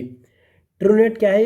एक चिप आधारित बैटरी से चलने वाला एक RT-PCR किट है। पता होना चाहिए। ट्रूनेट चर्चा में रहता क्या है? किट है ये। नेक्स्ट है हाल ही में किस राज्य में एक दुर्लभ धातु बेनेडियम की खोज की गई है, तो गुजरात में खोज की गई है किसकी? बेनेडियम की। गुजरात में दुर्लभ धातु बेनेडियम की खोज की गई है। भारतीय भूवैज्ञानिक सर्वेक्षण जीएसआई ने गुजरात के अलंग के पास खंबात की खाड़ी में एकत्र किए गए तलछट के नमूनों में दुर्लभ बेनेडियम की खोज की है। पता होनी चाहिए आपको कहाँ पे? गुजरात में खोज की गई है। इसको जो है खंबात की खाड़ी में इसकी पहचान टिटानोम मैग्नेटाइट के भीतर की गई है। चलिए नेक्स्ट चलते हैं।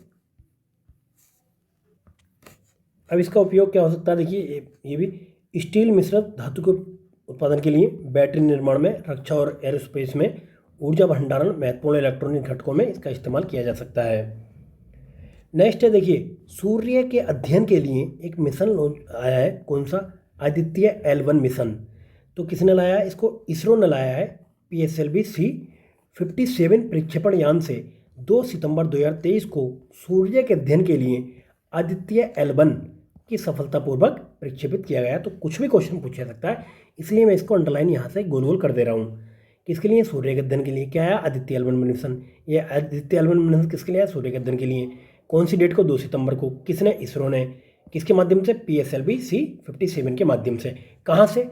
श्रीहरिकोटा के सतीश धवन स्पेस सेंटर से आदित्य L1 भारत का पहला सूर्य मिशन है, ये लॉन्च किया गया है।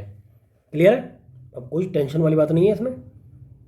चलिए आगे बढ़ते हैं। अब ये सूर्य के अध्ययन के लिए आदित्य L1 को धरती से 15 लाख किलोमीटर दूर सूर्य पृथ्वी प्रणाली के लैग्रेंज वन बिंदु तक पहुंचने में 125 दिन लगेंगे। जितने दिन लग जाएंगे। नेक्स्ट है, कैंसर कोशिकाओं को नष्ट करने की एक नवीन पद्धति किसने लाई है? तो भारतीय विज्ञान संस्थान IISc के वैज्ञानिकों ने कैंसर कोशिकाओं को संभावित रूप से पता लगाने और उन्हें खत्म करने के लिए एक नवीन पद्धति विकसित की है। क्लियर है? तो इसमें क्या होगा? इससे संबंधित शोध हाल ही में ACS applied nano materials journal में प्रकाशित भी किया गया है इसको। नेक्स्ट चलते हैं। जापान द्वारा मून स्नाइपर चंद्र लैंडर स्लिम का प्रक्षेपण किया गया है। किसके द्वारा? जाक्सा द्वारा। जापान एरोस्पेस एक्सप्लोरेशन एजेंसी ने 7 सितंबर 2023 को moon sniper Chandra lander smart lander for investigating moon को अंतरिक्ष में प्रक्षेपित किया है। तो पूछा जा सकता है कि मून स्नाइपर का संबंध किस देश से? जापान से संबंध है इसका। नेक्स्ट चलते हैं। स्टेम कोशिकाओं से कृत्रिम भ्रूण का विकास कहाँ पे किया जा रहा है? तो ये इजराइल में इन्होंने ये तकनीक विकसित की है। नेक्स्ट चलते हैं। विश्व का पहला पोर्टेबल अस्पताल को नाम क्या दिया गया है? आरोग्य मैत्री क्यूब इसको नाम दिया गया है। तो इस अस्पताल को जो है ये नाम दिया गया है आरोग्य मैत्री। चलिए आगे बढ़ते हैं।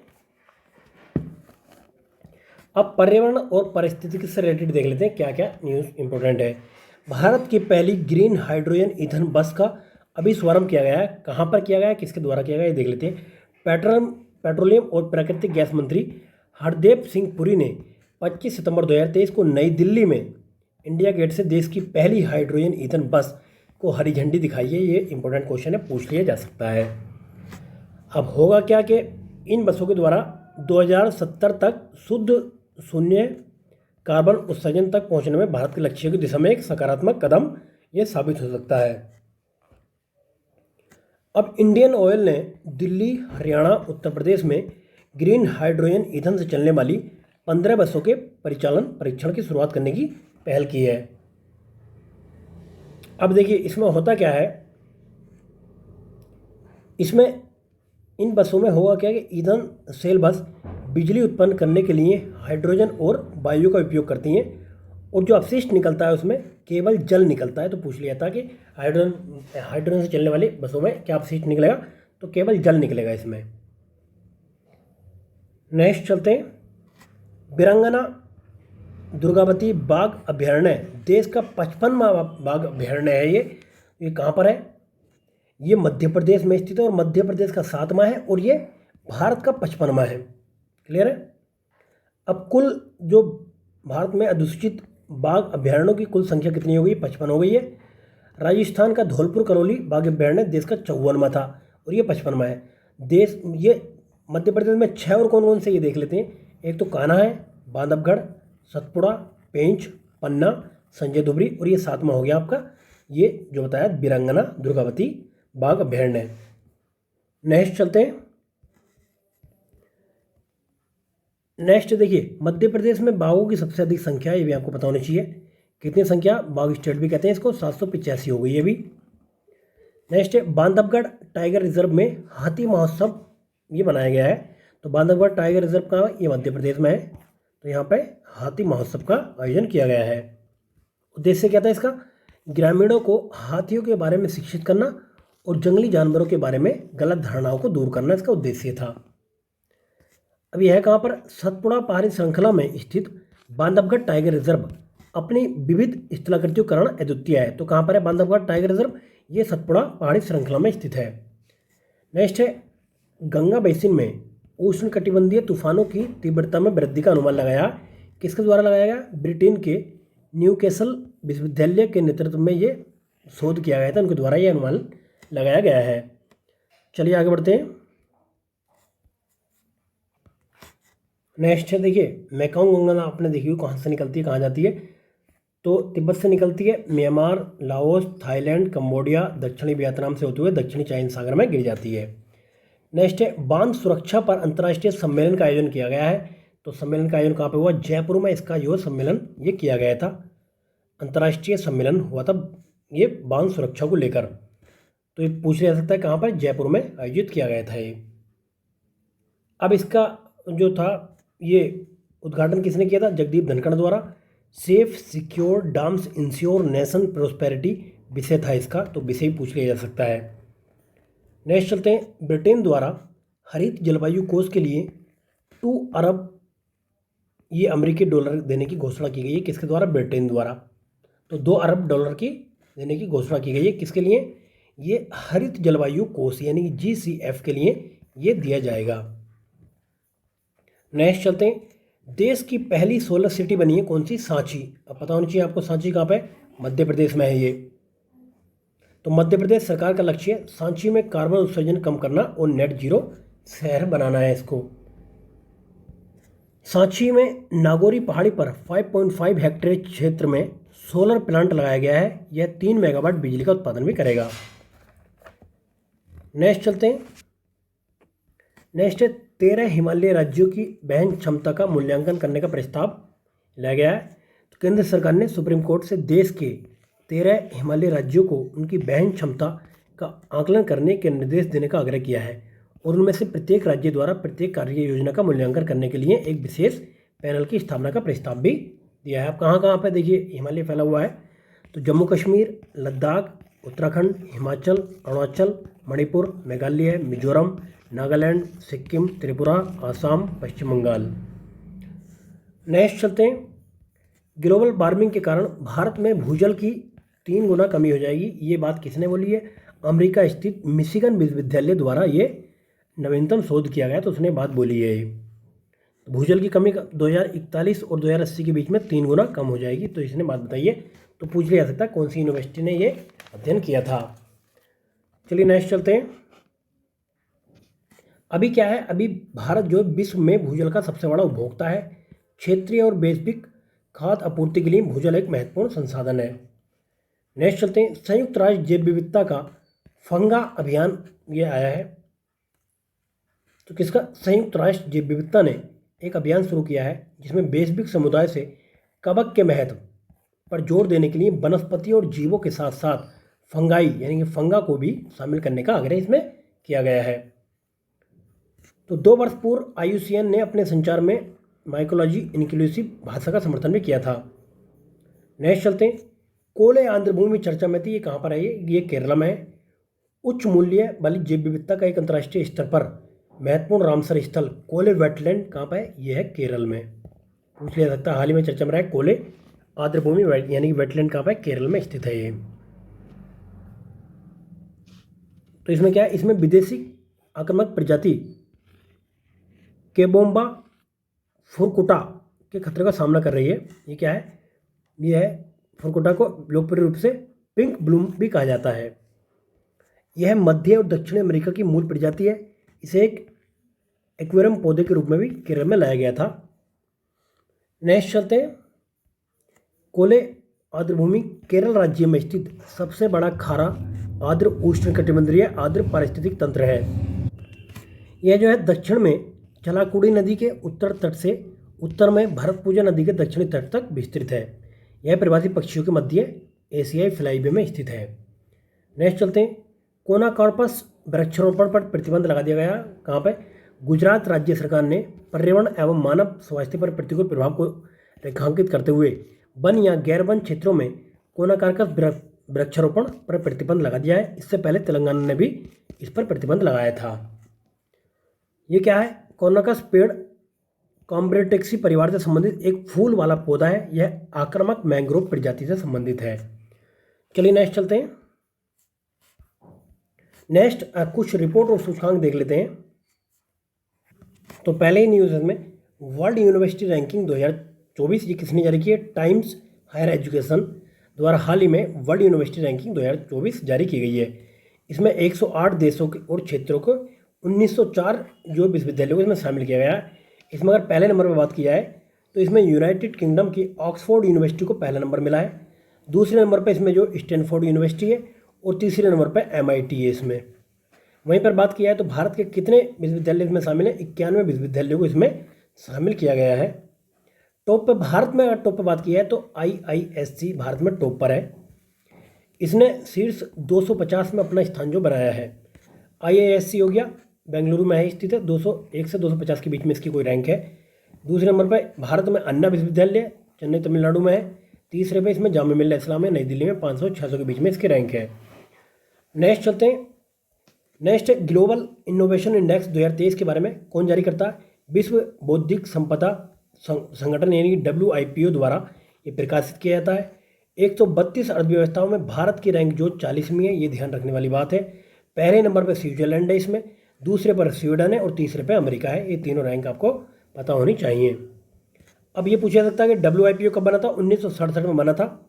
संयुक्त राष्ट्र की एक एजेंसी है ये WIPO और इसका मुख्यालय जो है ये मुख्यालय जेनेवा स्विट्जरलैंड में इसका मुख्यालय है। नेक्स्ट चलते हैं। भारत में जलवायु निवेश के लिए वित्तीय संसाधनों पर रिपोर्ट आई है। किसने निकाली है? अंतर्राष्ट्रीय वित्त निगम ने 26 सितंबर 2023 को भारत में जलवायु निवेश के लिए वित्तीय संसाधनों पर एक रिपोर्ट जारी की है। तो किसने पूछ लिया था? तो ये अंतर्राष्ट्रीय वित्तीय निगम द्वारा जारी की गई है। अब इसमें कुछ एक फैक्ट हो रहा है। भारत नवीकरणीय ऊर्जा की कुल संस्थापित क्षमता के मामले में चौथे नंबर पर है। ये आपको पता होना चाहिए। नेक्स्ट चलते हैं। State of the rhino 2023 report निकाली है। किसने? इंटरनेशनल राइनो ये फाउंडेशन द्वारा state of the rhino report प्रकाशित की गई है। इसमें 5 प्रकार के राइनो जो मिलते हैं उनके बारे में रिपोर्ट आई है। अफ्रीका में सफ़ेद गैंडा, काला गैंडा, एशियम भारतीय गैंडा, जावा गैंडा और सुमात्रा गैंडा। अब ये IRF ये क्या है? ये एक संस्था है अमेरिका की, 1989 में बनी थी ये। नेक्स्ट चलते हैं। इसमें सभी पाँच गैंडों की प्रजातियों के लिए खतरा बताया है। इसमें दक्षिण अफ्रीका में सफ़ेद गैंडों के लिए अवैध शिकार से होने वाली विनाशकारी क्षति भी जूझ रही। मतलब ये बताया गया कि सफ़ेद गैंडे ज़्यादा गैंडे जो ज़्यादा खतरे में हैं और अफ्रीका में काले गैंडे जो है उनकी आबादी जो बढ़ रही है। भारत में कहाँ मिलते हैं? भारत और नेपाल में एक सींग वाले गैंडों की आबादी में लगातार वृद्धि हो रही है। नेक्स्ट चलते हैं। एलियंस पर नासा की रिपोर्ट आई है। बस ये, बाकी तो रिपोर्ट में कुछ नहीं कहा, बस ये कहा एलियंस पर नासा की रिपोर्ट आई है। और आगे देखते हैं। वायु गुणवत्ता जीवन सूचकांक यानी AQLI 2023, तो ये शिकागो विश्वविद्यालय के ऊर्जा नीति संस्थान द्वारा ये जारी किया गया है। ये इसके अनुसार बताया गया है कि जो भी लोग दिल्ली में रहते हैं वो अपने जीवन का 11.9 यानी कि कुछ कम बढ़ती 12 वर्ष कम कर लेते हैं अपने जीवन के। भैया जो दिल्ली में रहते हो बाहर चले जाओ, अपने कम से कम 12 साल तो ज़्यादा जी लोगे। क्लियर है भाई? क्योंकि यहाँ पे अभी देख रहे हो किस हद तक पोल्यूशन जा रहा है। डेली आप न्यूज़ में देखते होगे। तो यहाँ पर दक्षिण एशिया में 2023 से 2021 तक क्या हुआ? कण प्रदूषण 9.7% बढ़ गया है। इसमें भारत के 5 हिस्सों में 9.5% की वृद्धि देखी गई है। तो ये तो मेंस में लिख सकते हो, बस ऐसा कोई प्रीलिम्स के काम का नहीं है। State of working India report ये निकाली गई किसके द्वारा? अजीम प्रेमजी यूनिवर्सिटी के सेंटर फॉर सस्टेनेबल एम्प्लॉयमेंट ने भारतीय कार्यबल की स्थिति पर प्रकाश डालते हुए state of working India report ये जारी की गई है। तो पता होनी चाहिए कौन सी यूनिवर्सिटी ने जारी की है। अजीम प्रेमजी यूनिवर्सिटी के सेंटर फॉर सस्टेनेबल एम्प्लॉयमेंट ने ये जारी की है। इसमें बताया गया कि भारत में जो बेरोजगारी है वो घटकर 2000 इसमें कितनी रह गई, 6.6 रह गई है। तो 2017-18 में 8.7 तक पहुंच गई थी। वहीं पर अगर बात इसने बताया कि भारत में 2021-22 में भारत के 25 वर्ष से कम आयु के 42% से अधिक स्नातक जो है बेरोजगार बैठे हैं। बताओ, जिस देश में 50% के लपेटे में बेरोजगार स्नातक बैठे हो तो कैसे तरक्की करेगा देश। भाई सोचने वाली बात है ना। निकम्मी सरकारें कुछ काम नहीं करने में आ रही तो भाई ऐसा तो होगा ही। फिर चलिए उनको भी सुधारा जाएगा वोट देते हुए, लेकिन फिलहाल आपको करंट अफेयर पढ़ने की ज़रूरत है। चलिए नेक्स्ट है, उच्च रक्तचाप पर बेसिक रिपोर्ट आई है। किसने निकाली है? संयुक्त राष्ट्र महासभा ने 78वें सत्र के दौरान ये रिपोर्ट निकाली है। WHO ने उच्च रक्तचाप पर basic report the race against a silent killer शीर्षक के साथ में रिपोर्ट निकाली है। इसमें बताया गया कि भैया प्रत्येक 3 में से एक आदमी जो है ना उच्च रक्तचाप से पीड़ित है। तो बताओ कितनी हालत ख़राब है। चलो क्या कर सकते हैं। नेक्स्ट चलते हैं, बेसिक शिक्षा निगरानी रिपोर्ट। तो ये किसने निकाली है? यूनेस्को द्वारा निकाली गई है। हाल ही में बेसिक शिक्षा निगरानी रिपोर्ट निकाली है। तो इस रिपोर्ट में केरल की स्कूल बी की पहल का उल्लेख किया गया है, जो सहयोगात्मक सामग्री विकास के लिए लगभग 15,000 स्कूलों को जोड़ती है। तो ये 2009 में लॉन्च की थी। काफ़ी अच्छा काम कर रहे हैं अभी लोग ये। नेक्स्ट चलते हैं, विश्व के सर्वश्रेष्ठ देशों की रिपोर्ट में ये किसने निकाली है? US news and world report 2023 में ये निकाली गई है। इसमें बताया गया स्विट्जरलैंड विश्व में सर्वश्रेष्ठ देश है और इस रैंकिंग में स्विट्जरलैंड ने लगातार दूसरे वर्ष तथा कुल मिलाकर 6ठी बार शीर्ष स्थान प्राप्त किया है। भारत की रैंकिंग में एक स्थान में सुधार करते हुए 40.8 अंकों के साथ में 30वां स्थान भारत ने प्राप्त किया है सर्वश्रेष्ठ देशों में। पिछली बार भारत की रैंक कितनी थी? 31वीं थी। क्लियर है भाई। तो इसमें पहले नंबर पर स्विट्जरलैंड, दूसरे पर कनाडा, तीसरे पर स्वीडन, चौथे पर ऑस्ट्रेलिया, अमेरिका 5वें नंबर पर है इसमें। नेक्स्ट चलते हैं, पशुओं में रोगाणुरोधी उपयोग पर 7वीं रिपोर्ट आई है। किसने निकाली? विश्व पशु स्वास्थ्य संगठन द्वारा ये रिपोर्ट निकाली गई है। इसमें बताया गया है अफ्रीकी और अमेरिकी क्षेत्रों में के 31 देशों ने इस अवधि के दौरान रोगाणु उपयोग में समग्र वृद्धि दर्ज की है। बाकी तो इसमें ऐसा कुछ काम का है नहीं। और ये देख लेते हैं WHO क्या है। ये एक अंतर सरकारी संगठन है जो दुनिया भर में पशुओं के स्वास्थ्य सुधार के लिए जिम्मेदार है। योजना और कार्यक्रम देख लेते हैं। तो आप इससे तो बहुत अच्छे से वाकिफ हो चुके होंगे। तो PM विश्वकर्मा योजना ये क्या है? तो 17 सितंबर 2023 को नई दिल्ली में पारंपरिक कारीगरों और शिल्पकारों के लिए PM विश्वकर्मा योजना शुभारंभ किया है। लोगो, टैगलाइन, पोर्टल भी लॉन्च किया गया इसके साथ में। तो अनाउंस कब किया गया था मोदी द्वारा? इसका 15 अगस्त 2023 को अनाउंस किया गया था प्रधानमंत्री विश्वकर्मा योजना का। उद्देश्य क्या? अपने हाथों और औजारों से काम करने वाले कारीगरों और शिल्पकारों के माध्यम से पारंपरिक कौशल से जुड़े कार्यों को बढ़ावा देना और उन्हें मजबूत करना। तो इसके लिए 13,000 करोड़ रुपए आवंटित किए गए हैं। इसमें 30 लाख पारंपरिक कारीगरों को लाभ होगा। इसमें कुल 18 तरह के कामगारों को शामिल किया गया है। बढ़ई हो गया, धोबी हो गया, नाई हो गया, तो ये सब इन्हें शामिल किया गया है। तो इसमें क्या है? योजना के तहत पारंपरिक शिल्पकारों व कारीगरों को 3 लाख रुपए का ऋण दिया जाएगा। कारीगरों को दिए जाने वाले ऋण पर 8% तक की सब्सिडी दी जाएगी। नेक्स्ट है, ई-कोर्ट परियोजना के तीसरे चरण को मंजूरी दे दी गई है 13 सितंबर 2023 को 7210 करोड़ रुपए के आवंटन के साथ ही 4 वर्षों यानी 2023 से आगे के लिए केंद्रीय क्षेत्र की योजना ई-कोर्ट परियोजना के तीसरे चरण को मंजूरी दे दी गई है। तो योजना आई कब थी? 2007 में ये योजना आई थी। नेक्स्ट चलते हैं अब। नेक्स्ट है, प्रधानमंत्री उज्ज्वला योजना को आप सभी जानते हैं कब आई थी? 2016 में आई थी 1 मई को। तो अभी क्या हुआ? 13 सितंबर 2023 को प्रधानमंत्री उज्ज्वला योजना के तहत 75 लाख नए कनेक्शन और देने की बात की गई है इसमें। तो अब इसके लिए 1650 करोड़ रुपए खर्च किए जा रहे हैं। 75 लाख नए अतिरिक्त कनेक्शन दिए जाएंगे। तो टोटल कनेक्शन कितने हो जाएंगे? 10 करोड़ 35 लाख कनेक्शन हो जाएंगे पूरे। ठीक है। तब ये योजना आई कब थी? ये योजना आई थी 1 मई 2016 को उत्तर प्रदेश के बलिया में प्रधानमंत्री द्वारा शुरू की गई थी। नेक्स्ट चलते हैं, आरोग्य मंथन 2023 का आयोजन किया गया है। तो प्रधानमंत्री जन आरोग्य योजना के 5 वर्ष और आयुष्मान भारत डिजिटल मिशन के 2 वर्ष पूरे होने पर 25-26 सितंबर को नई दिल्ली में आरोग्य मंथन का आयोजन किया गया है। कहाँ पे? नई दिल्ली में आयोजन किया गया है ये।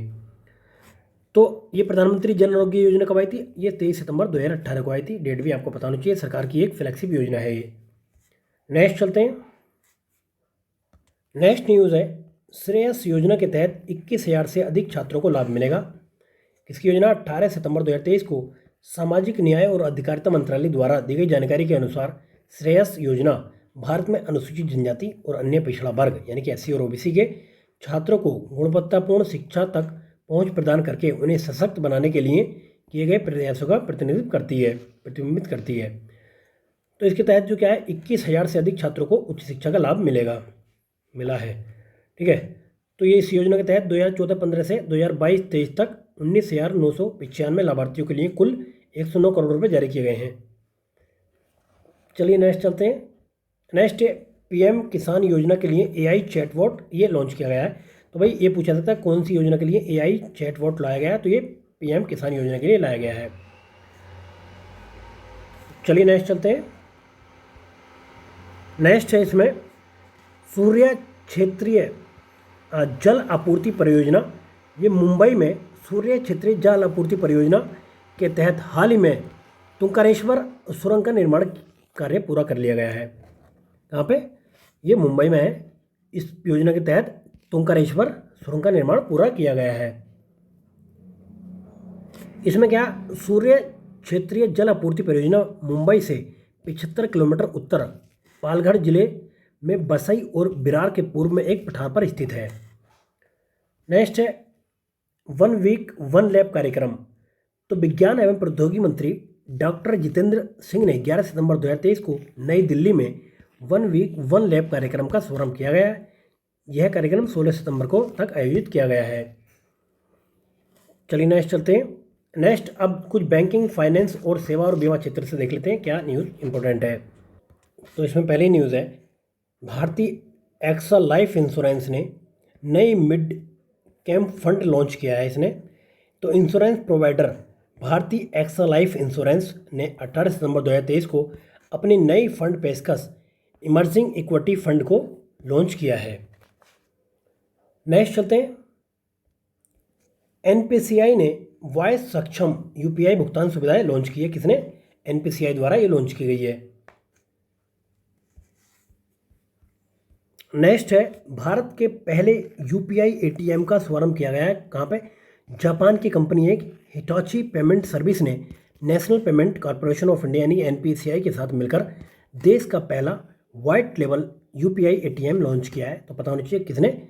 ये जापान की कंपनी हिटाची पेमेंट सर्विस ने NPCI के साथ मिलकर ये लाया है। इसका नाम क्या है? Hitachi money spot UPI ATM इसका नाम रखा गया है। नेक्स्ट है, ओवरनाइट इंडेक्स स्वेप दरें 10 महीने के उच्चतम स्तर पर पहुंच गई हैं। नेक्स्ट है, अमेजन ने AI कंपनी एंथ्रोपिक में $4 मिलियन का निवेश किया है। E-commerce company Amazon AI company Anthropic में $4 मिलियन तक का निवेश कर रही है और इसे कृत्रिम बुद्धिमत्ता स्टार्टअप में अल्पमत हिस्सेदारी ले रही है। नेक्स्ट चलते हैं। नेक्स्ट है, ये BHEL ने भारत के पहले कैटलिस्ट सेट का निर्माण किया है। तो सार्वजनिक क्षेत्र की engineering company Bharat heavy electrical limited ने स्वदेशी सेलेक्टिव कैटलिस्ट रिएक्टर यानी SCR के पहले सेट का निर्माण पूरा किया है। नेक्स्ट है, कैश फ्री भुगतान ने QR पर ऑटोपे लॉन्च की है। तो अग्रणी भुगतान और API बैंकिंग समाधान कंपनी कैश फ्री पेमेंट ने हाल ही में NPCI के सहयोग से ऑटोपे ऑन QR लॉन्च किया है। तो ये कंपनी है कैश फ्री पेमेंट्स। तो इसने OTP ऑन QR लॉन्च किया है यानी कि OTP हो गए। नेक्स्ट चलते हैं। RBI ने अपर्याप्त पूंजी पर कपोल सहकारी बैंक पर लाइसेंस रद्द कर दिया है। कौन सी? हाल ही में लाइसेंस रद्द कर दिया गया है। कपोल सहकारी बैंक का लाइसेंस रद्द कर दिया गया है। नेक्स्ट चलते हैं भाई। नेक्स्ट है, एक्सिस बैंक ने neo for business banking platform launch किया है? तो पूछा जा सकता है हाल ही में किस बैंक ने neo for business banking platform launch किया है? तो एक्सिस बैंक ने लॉन्च किया गया है। एक्सिस बैंक ने हाल ही में भारतीय सूक्ष्म लघु और मध्यम उद्यमों यानी कि एमएसएमई की जरूरतों को पूरा करने वाला एक mobile banking platform NEO for New for Business launch किया है। नेक्स्ट चलते हैं। यू स्माइल फाइनेंस बैंक का स्टोर हेल्थ और बजाज एलियंस के साथ में साझेदारी हो गई है इनकी। नेक्स्ट देख लेते हैं। अब देखिए सार संक्षेप देख लेते हैं, ये भी काफ़ी इंपॉर्टेंट रहता है इस मैगजीन का। तो इसमें पहले इंपॉर्टेंट न्यूज़ है, श्रीनिवासन के स्वामी को जो है ऑडिट ब्यूरो ऑफ सर्कुलेशन का अध्यक्ष बना दिया गया है। नेक्स्ट है राजेश नाबियार जो है नेस्कॉम के नए चेयरपर्सन नियुक्त कर दिए गए हैं। क्या नाम है इनका? राजेश नाबियार इनका नाम है। नेक्स्ट है आर राघवन FTII सोसाइटी के अध्यक्ष बने। FTII क्या है? भारतीय फिल्म एवं टेलीविजन संस्थान। FTII किसको बनाया गया? आर माघवन को इसका सोसाइटी का अध्यक्ष बनाया गया है। नेक्स्ट चलते हैं। नेक्स्ट है जया वर्मा सिन्हा को रेलवे बोर्ड के अध्यक्ष और मुख्य कार्यकारी अधिकारी बना दिया गया है। किसको? जया वर्मा सिन्हा को। ये पहली महिला है 1905 के बाद में रेलवे बोर्ड की स्थापना के बाद से जया इस पद पर पहुंचने वाली पहली महिला है, तो इसलिए क्वेश्चन पूछा जा सकता है। नेक्स्ट है सुरेश गोपी सत्यजीत रे फिल्म एंड टेलीविजन संस्थान के अध्यक्ष बन गए सुरेश गोपी। नेक्स्ट चलते हैं धनंजय जोशी दूरसंचार उद्योग निगम यानी कि दीपा के अध्यक्ष बनाए गए। क्या नाम है इनका? धनंजय जोशी। नेक्स्ट चलते हैं। नेक्स्ट है भारतीय मूल के निहार मालवीय पेंगुइन रेडम हाउस के CEO बने हैं। कौन? निहार मालवीय को बनाया गया है। नेक्स्ट है राहुल जो है ये ED के कार्यवाहक निदेशक नियुक्त किए हैं। राहुल नवीन इनका नाम है। नेक्स्ट चलते हैं। जोसिंत रंजन सिकिदर को सौर ऊर्जा निगम के निदेशक के रूप में नियुक्ति दे दी गई है।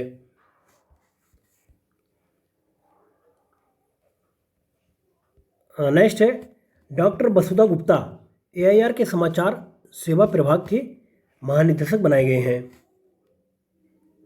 ये क्या है? AIR All India Radio. Doctor Vasudha Gupta को 31 अगस्त 2023 को ऑल इंडिया रेडियो के समाचार सेवा प्रभाग की महानिदेशक नियुक्त किया गया है। किसका स्थान लिया उन्होंने? ये वेणुधर रेड्डी का स्थान लेंगी। नेक्स्ट चलते हैं। नेक्स्ट कुछ निधन देख लेते हैं। जिरियो नेपोलिटानो ये कहाँ के थे? ये इटली के राष्ट्रपति थे जिनका निधन हो गया है। दूसरे देख लेते हैं सरोजा वेदनाथन, ये भारतनाट्यम नृत्यांगना सरोजा वेदनाथन का दिल्ली में निधन हो गया। इन्हें 2002 में पद्मश्री मिला था, 2013 में पद्म विभूषण अवार्ड मिला था इन्हें। अब इन्होंने सरोजा ने राष्ट्रीय राजधानी दिल्ली में शास्त्रीय नृत्य विद्यालय गणेश नाट्यालय की स्थापना इन्होंने की थी। नेक्स्ट चलते हैं। नेक्स्ट है गीता मेहता, इनका संबंध किससे था? प्रख्यात लेखिका और उड़ीसा मुख्यमंत्री नवीन पटनायक की बहन गीता मेहता का निधन हो गया है। इन्हें 2019 में पद्मश्री अवार्ड दिया गया था। नेक्स्ट है इयान बिलमुट, तो विश्व के प्रथम क्लोन स्तनधारी प्राणी, तो ये पूछा जा सकता है। डॉली, आपने देखा होगा डॉली पहला मतलब क्लोन बनाया गया था। डॉली तो क्या थी? भेड़ की थी, ये भेड़। तो उसके निर्माता थे इयान बिलमुट का अभी जो है निधन हो गया। तो बिलमुट ने और उनकी टीम ने 1996 में डॉली नाम की एक भेड़ बनाई थी जो बेस कोशिका से क्लोन तैयार किया गया था। पहली स्तनपायी प्राणी थी जो बनाई थी इन्होंने। कौन थे? इयान बिलमुट। नेक्स्ट है उस्ताद अली जकी हैदर, तो ये किससे संबंधित है इनका? रूणा, ये प्रसिद्ध रुद्र बीड़ा वादक थे उस्ताद अली जकी हैदर का, इनका निधन हो गया दिल्ली में। तो ये जो थे ध्रुपद के जयपुर बीकानेर घराने से संबंध रखते थे। तो ये पूछा जा सकता है कि कहाँ से संबंध रखते थे? जयपुर बीकानेर घराने से संबंध था। नेक्स्ट है डेनिस ऑस्टिन, तो डेनिस ऑस्टिन ये क्या थे? ये पावर पॉइंट के सह निर्माता डेनिस ऑस्टिन का कैलिफोर्निया में निधन हो गया है। नेक्स्ट कुछ पुरस्कार और सम्मान देख लेते हैं। रमन मैग्सेसे पुरस्कार काफ़ी इंपॉर्टेंट पुरस्कार है। तो फिलीपींस स्थित रमन मैग्सेसे फाउंडेशन द्वारा ये अवार्ड अभी दिया गया है। 65वां संस्करण था। ये कहाँ पे? फिलीपींस मनीला में आयोजित किया गया था ये। तो इसमें भारत के एक व्यक्ति को मिला, तो इसलिए देखने की जरूरत है। आसाम के कछार cancer hospital and research centre के निदेशक पद्मश्री डॉक्टर आर रवि कानन को वर्ष 2023 के प्रतिष्ठित रमन मैग्सेसे पुरस्कार के लिए चुना गया है। तो आपको पता होना चाहिए कौन, भारत से है डॉक्टर आर रवि कानन। अब देखा जाए तो भारत में अब तक कुल 59 रमन मैग्सेसे पुरस्कार मिले हैं, फिलीपींस को 65 मिले हैं। तो आर रवि कानन भारत के हैं, योगदान हरी फॉर होलिस्टिक हेल्थ केयर के लिए ये अवार्ड मिला है। दूसरे हैं मिरियम कोरोनल फेरर, ये फिलीपींस के हैं, women in peace building Pioneer के लिए दिया है। यूजिनियस लेमोस तिमोर लिस्टे के रहने वाले, फूड सेवोरेंटी विजनरी के लिए। कोरबी रक्षंद बांग्लादेश के हैं, एजुकेशन फॉर ऑल चैंपियन के लिए दिया गया है इनको ये। नेक्स्ट चलते हैं। नेक्स्ट है अभिनेत्री वहीदा रहमान को दादा साहब फाल्के पुरस्कार दिया गया है, मतलब 2021 का। तो कौन सा था? तड़ेपनमा दादा साहब फाल्के पुरस्कार है। वहीदा रहमान के बारे में बात की जाए तो वहीदा रहमान को ये 69वें राष्ट्रीय फिल्म पुरस्कार समारोह के दौरान ये जो प्रदान किया जाएगा। वहीदा रहमान ने वर्ष 1971 में सर्वश्रेष्ठ अभिनेत्री का राष्ट्रीय पुरस्कार प्रदान ये मतलब मिला था इन्हें। बाकी 1972 में वहीदा को भारत सरकार द्वारा पद्मश्री मिला था। 2011 में उन्हें पद्म भूषण पुरस्कार मिला था। तो ये अवार्ड भी पूछ लिए जाएंगे उनके साथ साथ में।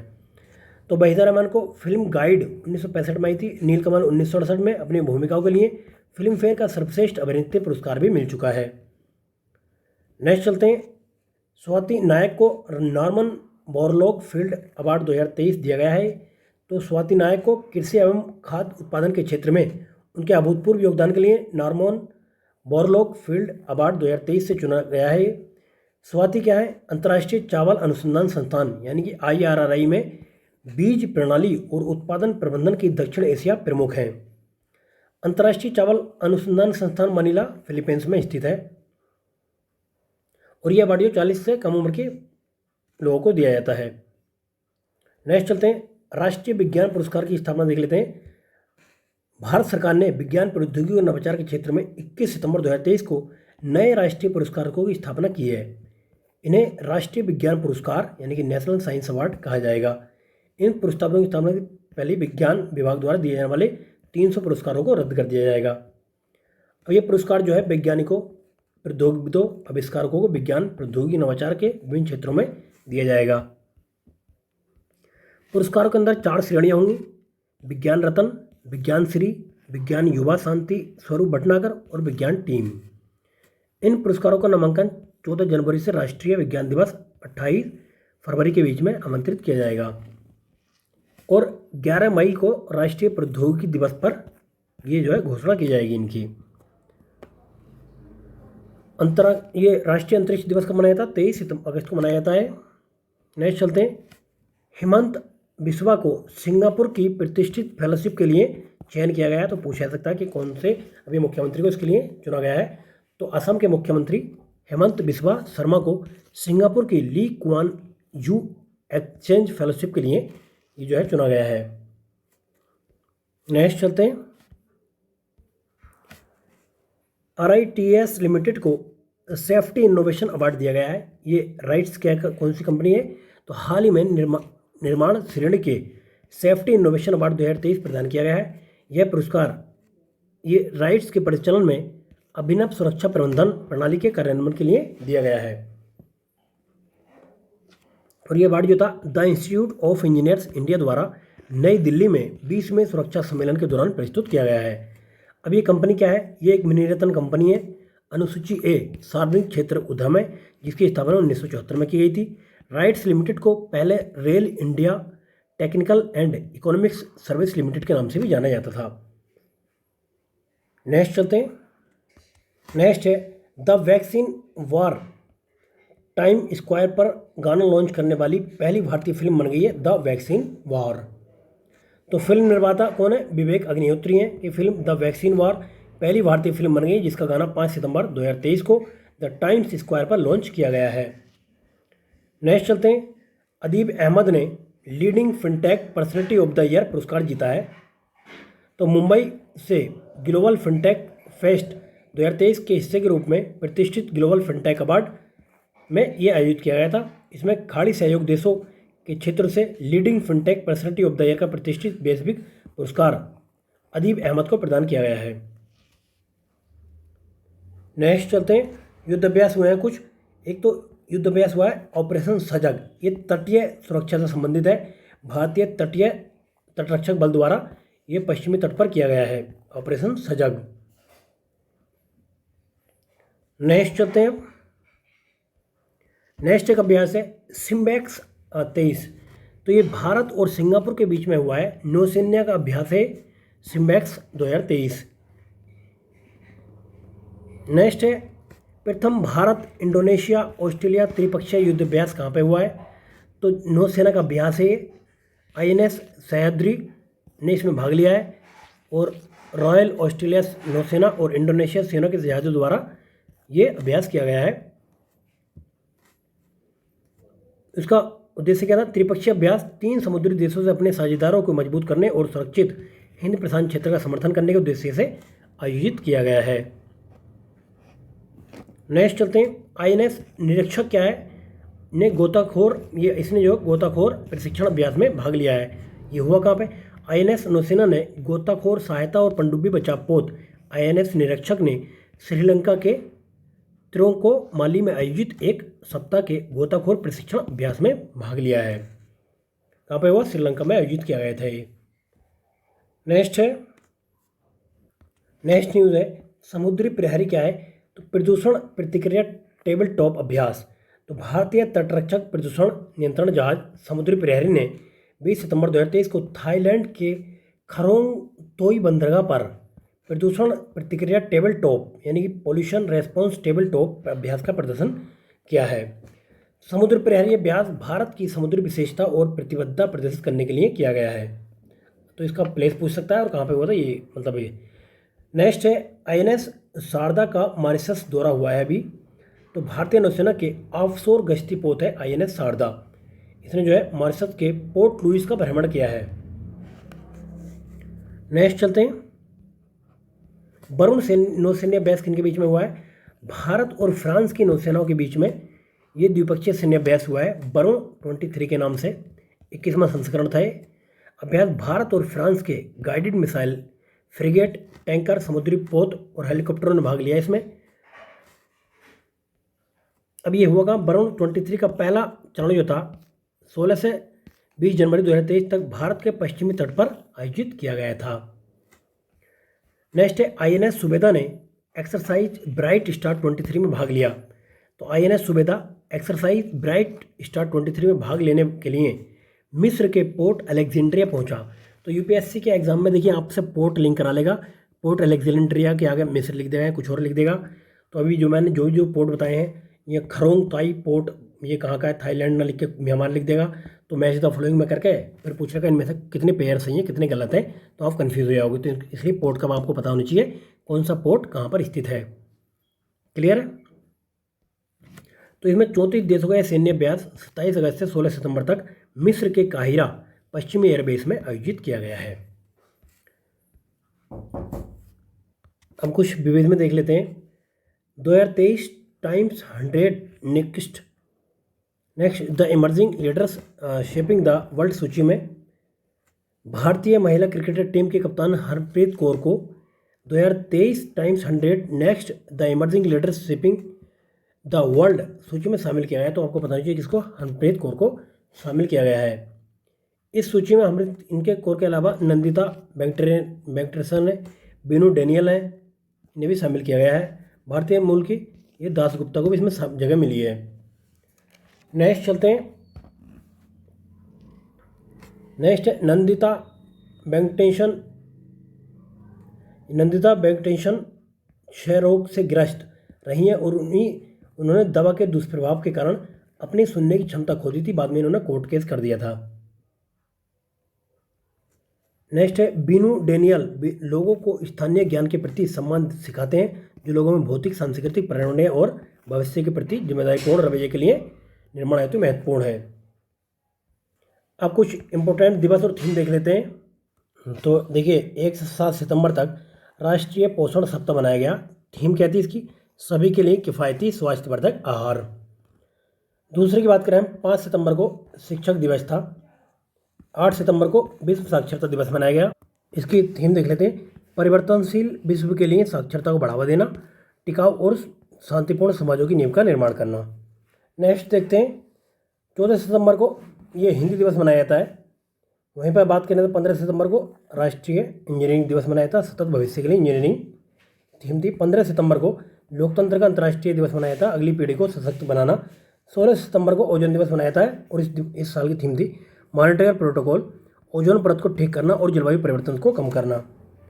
वहीं पर अगर बात की जाए, 16 सितंबर को ही तीसरे शनिवार को अंतर्राष्ट्रीय लाल पांडा दिवस मनाया जाता है। वहीं पर 21 सितंबर को अल्जाइमर दिवस मनाया जाता है।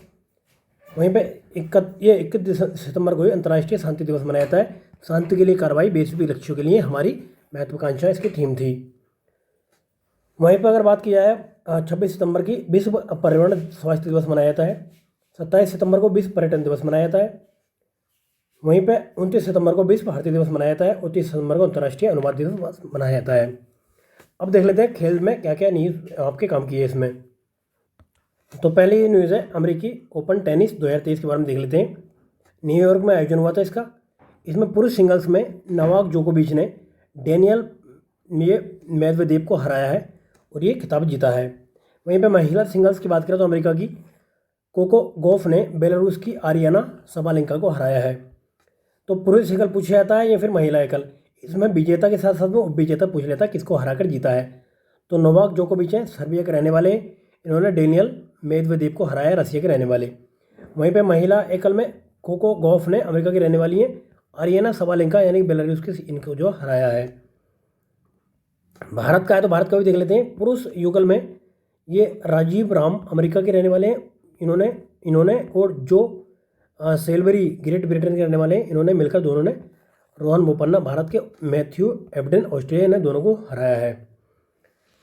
चलिए नेक्स्ट चलते हैं, एशियन गेम्स 2023 में देख लेते हैं। महिला क्रिकेट टीम ने स्वर्ण पदक जीता है इसमें। तो 19वें एशियाई खेलों का आयोजन कहाँ पे हुआ था, ये अभी चाइना में आयोजन हुआ था। भारतीय महिला क्रिकेट टीम ने श्रीलंका को 19 रन से हराकर स्वर्ण पदक जीता है। भारत का ये पहला स्वर्ण पदक है इसमें क्रिकेट में एशियाई खेलों में, और भारतीय क्रिकेट टीम ने एशियाई खेलों में पहली बार इसमें भाग लिया था। नेक्स्ट देख लेते हैं, इसमें देखिए 19वें एशियाई खेलों को चीन के हांगझोउ में 23 सितंबर से 8 अक्टूबर तक आयोजन किया गया है। ग्रेटर नोएडा में मोटो जीपी भारत 2023 का आयोजन किया गया है। यह मोटो जीपी का आयोजन देश में पहली बार किया गया है। इसमें देख लेते हैं, श्रेणी में राइडर मोटो 1 में कौन थे, मार्को बेलिजी, टीम कौन थी, मुनी BR 46 रेसिंग टीम। मोटो 2 में ये जॉर्ज मार्टिन स्पेन के थे। मोटो 3 में फॉर्बिया क्वाट्रो फ्रांस के थे। ICCF राइफल पिस्टल विश्व कप 2023 ये भारत ने ब्राज़ील के रियो डी जेनेरियो में आयोजित ISSF वर्ल्ड कप 2023 प्रतियोगिता में 1 स्वर्ण 1 रजत पदक जीता है। तो पूछा जा सकता है कि कहाँ पर आयोजन हुआ था और भारत ने इसमें कितना जीता है, क्या जीता है। तो भारत के निश्चल ने ISSF वर्ल्ड 2023 में महिलाओं की 50 मीटर राइफल 3 पोजीशन में रजत पदक प्राप्त किया है। वहीं नॉर्वे की निशानेबाज जेनेट हेग ड्वेस्ट के बाद दूसरे स्थान पर रही हैं। नेक्स्ट चलते हैं, नेक्स्ट है मोहम्मद सिराज एक दिवसीय गेंदबाजी रैंकिंग में नंबर 1 पर आ गए हैं और देख लेते हैं। मोहम्मद सिराज पहले नंबर पर है, जोश हेजलबुल ऑस्ट्रेलिया दूसरे पे, ट्रेंट बोल्ट ये तीसरे पर हैं। डायमंड लीग 2023 के फाइनल में नीरज चोपड़ा दूसरे स्थान पर रहे हैं। अमेरिका के यूजोन में स्थित ये हेवर्ड फील्ड में डायमंड लीग फाइनल में दूसरे स्थान पर रहे हैं। नीरज चोपड़ा ने 83.80 मीटर के प्रयास के साथ रजत पदक जीता है। और स्वर्ण पदक किसने जीता, चेक गणराज्य के याकूब वाडलेज ने 84 मीटर के सर्वश्रेष्ठ थ्रो के साथ में स्वर्ण पदक अपने नाम किया है। कहाँ के, चेक गणराज्य के रहने वाले हैं। नेक्स्ट चलते हैं, भारत ने 8वीं बार क्रिकेट एशिया कप जीता है। भारत ने श्रीलंका को फाइनल में 10 विकेट से हराकर ये क्रिकेट एशिया कप अपने नाम किया। नेक्स्ट चलते हैं, सिमोना हालेप पर डोपिंग के कारण 4 वर्ष का प्रतिबंध लगा दिया गया है। और ये कहाँ की थी? रोमानिया की खिलाड़ी थी ये। नेक्स्ट है, महाराष्ट्र ने 5वीं राष्ट्रीय व्हीलचेयर रग्बी चैंपियनशिप 2023 जीत ली है। महाराष्ट्र ने कर्नाटक को हराकर ये जीती है। विराट कोहली सबसे तेज 13,000 रन बनाने वाले खिलाड़ी बन चुके हैं। इन्होंने इसको सचिन का रिकॉर्ड तोड़ा है। नेक्स्ट चलते हैं, नेक्स्ट है ये फीफा बास्केटबॉल वर्ल्ड कप। तो बास्केटबॉल वर्ल्ड कप जर्मनी ने सर्बिया को हराकर पहली बारी खिताब जीता है। नेक्स्ट चलते हैं, under 16 safe football championship 2023।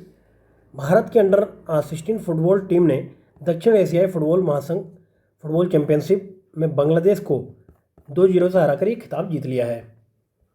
Next है, भारत के किरण जॉर्ज ने इंडोनेशिया बैडमिंटन मास्टर्स का खिताब जीत लिया है। किसे हराया इन्होंने? जापान के कू ताकासाही को हराकर इंडोनेशिया मास्टर सुपर 100 पुरुष एकल खिताब जीता है। नेक्स्ट है, भारत ने पुरुष हॉकी 5 एशिया कप 2023 जीत लिया है। अब भारत ने 2 सितंबर 2023 को ओमान के सलालाह में पुरुष हॉकी 5 एशिया कप 2023 का खिताब जीत लिया। भारत ने फाइनल में पाकिस्तान को 2-0 से हराया है। नेक्स्ट है, मोहन बागान ने डुरन कप जीत लिया है। किसको हराकर? ये मोहन बागान ने कोलकाता के सॉल्ट लेक स्टेडियम में ईस्ट बंगाल को इतने से हराकर ये खिताब जीत लिया है। और नेक्स्ट चलते हैं, भारतीय पुरुष हॉकी टीम नवीनतम विश्व रैंकिंग में 3रे स्थान पर आ गई है। हॉकी टीम ये तो पहले स्थान पर नीदरलैंड है, दूसरे पर बेल्जियम है, तीसरे पर भारत है। नेक्स्ट चलते हैं, ये वन लाइनर देखिए, हमने फैक्ट ये डिस्कस कर लिए हैं जो स्टार्टिंग में डिस्कस किए थे। अब यहाँ पे वन लाइनर है, आप लेना चाहते हो स्क्रीनशॉट ले सकते हैं, अदरवाइज हम इसको डाल देंगे, टेलीग्राम से आप डाउनलोड कर सकते हैं। चलो देख लो इसको, कभी बाद में कमेंट करके बोलो सर ये तो करा ही देते। देखिए हाल ही में क्या हुआ है, ज्योतिरादित्य सिंधिया ने अरुणाचल प्रदेश के किस हवाई अड्डे पर नए टर्मिनल भवन का उद्घाटन किया? तो तेजू हवाई अड्डा है, कहाँ पर? अरुणाचल प्रदेश में है। उत्तर प्रदेश के अंतर्राष्ट्रीय व्यापार प्रदर्शनी का उद्घाटन कहाँ पर हुआ? ग्रेटर नोएडा में किया गया है, बता दिया था। तो कहाँ पर क्षेत्रीय समीक्षा बैठक ये पशुपालन और डेयरी की कहाँ पर की गई है? केरल के तिरुवनंतपुरम में की गई है। हाल ही में quality counselling of India QSI के एक मोबाइल एप्लीकेशन सरपंच संवाद का अनावरण किया गया, गुवाहाटी में किया गया है। अफीम पोस्ट की खेती के लिए लाइसेंस की वार्षिक नीति की घोषणा की गई मध्य प्रदेश, राजस्थान, उत्तर प्रदेश के लिए। तो ये हाल ही में दूसरा झींगा का दूसरा ये किसान सम्मेलन आयोजित हुआ गुजरात के नवसारी कृषि विश्वविद्यालय में। हाल ही में BPCL की बीना रिफाइनरी के डाउनस्ट्रीम पेट्रोकेमिकल्स और रिफाइनरी विस्तार परियोजना की आधारशिला रखी गई मध्य प्रदेश के बीना में। नेक्स्ट है, आकांक्षी शहर योजना लागू करने के प्रस्ताव को मंजूरी दी है उत्तर प्रदेश ने। नेक्स्ट है, 13वें हिंद प्रशांत सेना प्रमुख सम्मेलन का उद्घाटन कहाँ हुआ? नई दिल्ली में किया गया है। अंतर्राष्ट्रीय क्रिकेट स्टेडियम का शिलान्यास कहाँ किया गया है? वाराणसी में किया गया है। हाल ही में कानूनी विषयों पर सार्थक संवाद और चर्चा के लिए किस सम्मेलन का आयोजन नई दिल्ली में किया गया? तो अंतर्राष्ट्रीय अधिवक्ता सम्मेलन किया गया है यहाँ पे। G20 अध्यक्षता में अवसंरचना कार्यवाहक की 4थी बैठक का आयोजन कहा गया? मध्य प्रदेश के खजुराहो में किया गया है। ट्रांसजेंडर समुदायों के कल्याण को सुनिश्चित करने के लिए केंद्र और राज्यों के लिए एडवाइजरी जारी की है, ये बताया था हमने, NHRC ने जारी की है। नेक्स्ट, मत्स्य पालन विभाग की वार्षिक क्षमता निर्माण योजना का शुभारंभ नई दिल्ली में किया गया है। राष्ट्रीय मानक निकाय भारतीय मानक ब्यूरो द्वारा देश भर के स्कूलों और कॉलेजों में मानक क्षमता क्लब स्थापित किए जाएंगे 6,467। डिजिटल इंडिया टॉक शो से इंटरेक्टिव सत्र का आयोजन कहा गया है? दिल्ली विश्वविद्यालय में किया गया है। भारत की कम लागत वाली किस एयरलाइंस को हाल ही में अंतर्राष्ट्रीय उड़ान संचालित करने की अनुमति दी गई है? तो आकाशा एयर को दी गई है अनुमति है। G20 अध्यक्षता के तहत G20 फ्रेमवर्क FWG की 4थी और अंतिम बैठक का आयोजित की गई है, रायपुर छत्तीसगढ़ में की गई है। संसद की कार्यवाही नए संसद भवन शुरू हो गए हैं। पुराने संसद को किस नाम से जाना जाएगा? संविधान संसद के नाम से जाना जाएगा। यूनेस्को के विश्व धरोहर स्थल में शामिल होने वाला 42वां स्थल कौन सा है? कर्नाटक का होयसला, ये हमने बताया था। नई दिल्ली में भारत G20 प्रेसिडेंसी पर किस नाम से एक नई बुक का अनावरण किया गया? पीपल्स 20 के नाम से किया गया है। नेक्स्ट है, भारत मलेशिया संयुक्त उपसमिति की 10वीं बैठक का आयोजन कहा गया है? नई दिल्ली में किया गया है। यूनेस्को की विश्व धरोहर में 41वां कौन सा है? शांति निकेतन है। प्रोफेसर रमेश चंद्र ने कृषि सांख्यिकी आंकड़ों से संबंधित किस पोर्टल का शुभारंभ किया गया? एकीकृत पोर्टल, ये UPAG पोर्टल के नाम से। अखिल भारतीय स्वच्छता पखवाड़ा स्वच्छता ही सेवा का अभियान शुरू किया गया है जयपुर से। CISR NISPR ने 15 सितंबर 2023 को एक सप्ताह एक लैब कार्यक्रम के तहत विज्ञान ज्ञान सम्मेलन का कहाँ किया? नई दिल्ली में किया। राष्ट्रपति द्वारा आयुष्मान भव अभियान के तहत आयुष्मान भव पोर्टल शुभारंभ किया गया गांधीनगर में। दिल्ली मेट्रो रेलवे कॉर्पोरेशन को स्वदेशी संचार आधारित ट्रेन प्रणाली विकसित करने के लिए किसके साथ समझौता किया है? ये भारत इलेक्ट्रिकल लिमिटेड के साथ किया गया है, इलेक्ट्रॉनिक्स लिमिटेड के साथ। धर्मेंद्र प्रधान ने स्किल इंडिया लिमिटेड का शुभारंभ कब किया? 13 सितंबर 2023 को। 141 PM स्कूलों को और नेताजी सुभाष चंद्र बोस आवासीय विद्यालय की आधारशिला रखी गई देहरादून में। विशेष स्वच्छता अभियान के तहत 248 स्वच्छता अभियान संचालित किए जाएंगे जल शक्ति मंत्रालय द्वारा। दवा कंपनी सिप्ला लिमिटेड ने 26 सितंबर 2023 को किस राज्य में अस्पतालों और फार्मेसियों को अपने महत्वपूर्ण दवाओं के वितरण के लिए ड्रोन संचालित डिलीवरी की सेवा शुरू करने की घोषणा की है? हिमाचल प्रदेश में। किस संस्था ने वर्ष 2022-23 के लिए भारत के सकल घरेलू उत्पाद के अनुमान 6.4% से 6.3 कर दिया गया? तो ADB ने किया है। वर्ल्ड स्पाइस कांग्रेस का आयोजन कहाँ पर किया है? नवी मुंबई के वासी में किया गया है। ब्रिटेन सरकार के किस कंपनी के साथ में अभी समझौता किया गया? टाटा स्टील के साथ में किया गया है। नेक्स्ट, नागोर्नो काराकोब युद्ध विराम में रूसी प्रस्ताव पर किन दो देशों की सेनाओं ने सहमति व्यक्त की है? अजरबैजान और आर्मेनिया ने व्यक्त किया है। नेक्स्ट है अंतर्स्तरीय संवाद कहाँ आयोजन किया गया है? तो ये वाशिंगटन में किया गया है, ये भारत और अमेरिका के बीच में। नेक्स्ट है किस देश में बढ़ती भारत विरोधी गतिविधियों के बीच भारतीय नागरिकों और छात्रों के लिए भारत सरकार ने 20 सितंबर 2023 को परामर्श जारी किया? कनाडा में। संयुक्त राष्ट्र महासभा में विश्व नेताओं ने 17 सतत विकास लक्ष्यों को लागू करने के लिए कार्रवाई में तेजी लाने के लिए एक घोषणा पत्र अपनाया कब? 18 सितंबर 2023 को। भारतीय मूल के अर्थशास्त्री थर्मन सनमुगरत्नम ने 14 सितंबर 2023 को किस देश के 9वें राष्ट्रपति के रूप में शपथ लिए? सिंगापुर के। भारत ऊर्जा सहित 8 क्षेत्रों पर समझौता किसके साथ किया है? सऊदी अरब के। बांग्लादेश ने 3.2 मिलियन अरब डॉलर के साथ 10 एयरबेस विमानों की खरीद के लिए किस देश के साथ में समझौता किया है? फ्रांस के। मोदी द्वारा आधिकारिक तौर पर किस देश को G20 की अध्यक्षता सौंपी गई? ब्राजील को। G20 का स्थायी सदस्य कौन बना है? अफ्रीकी संघ बना है। ऑस्ट्रेलिया के प्रधानमंत्री एंथोनी एल्बनीज ने दक्षिण ऑस्ट्रेलिया में एक नए hydrogen hub Port Bonython hydrogen hub को विकसित करने के लिए कितने अमेरिकी डॉलर की फंडिंग की गई है? 6.42 करोड़ की। किस राज्य में निपा संक्रमण का पता लगाने के लिए टूनेट टेस्ट को मंजूरी दी गई? केरल में दी गई है। भारत में भारतीय भूवैज्ञानिक सर्वेक्षण ने जिस राज्य में तलछट से नमूनों के दुर्लभ वेनेडियम की खोज की है? गुजरात में। PSLV C-57 लॉन्च व्हीकल 2 सितंबर 2023 को सूर्य के अध्ययन के लिए किस मिशन को लॉन्च किया गया? आदित्य L1 को लॉन्च किया गया है। तो सुमन ये sniper Chandra lander smart lander for investigating moon slim को अंतरिक्ष में प्रक्षेपित किया है जापान की कंपनी द्वारा। पर्यावरण वन एवं जलवायु मंत्रालय ने 29वां विश्व ओजोन दिवस कब मनाया? 16 सितंबर 2023 को। पहली हाइड्रोजन ईंधन बस कहाँ चलाई गई? दिल्ली में। किस अभ्यारण्य को मध्य प्रदेश के 7वें अभ्यारण्य के रूप में अधिसूचित किया? वीरांगना दुर्गावती अभ्यारण्य को। कुल अभ्यारण्य कितने हुए देश में? 55 हुए हैं। जलवायु परिवर्तन से निपटने हेतु हरित जलवायु कोष में $2 अरब मिलियन की घोषणा की गई ब्रिटेन द्वारा। देश की पहली सोलर सिटी सांची है मध्य प्रदेश में। विश्वकर्मा जयंती की किस योजना शुरू की गई? विश्वकर्मा योजना। PM विश्वकर्मा योजना के तहत कारीगरों को कितने % ऋण ये सब्सिडी दी जाएगी? 8%। 75 लाख नए LPG कनेक्शन प्रधानमंत्री उज्ज्वला योजना के तहत नए दिए जा रहे हैं। तो इसके तहत ई कोड परियोजना की चरण 3 को केंद्रीय मंत्रिमंडल मंजूरी दी है 13 सितंबर 2023 को। रिपोर्ट सूचकांक देख लेते हैं। किस संस्था द्वारा low power small range FM radio संचारण से संबंधित मुद्दों के बारे में अपनी सिफारिश की है? ट्राई द्वारा की गई है। अंतर्राष्ट्रीय वित्त निगम ने भारत में जलवायु निवेश के लिए वित्तीय संसाधनों की एक रिपोर्ट कब जारी की है? 16 सितंबर 2023 को।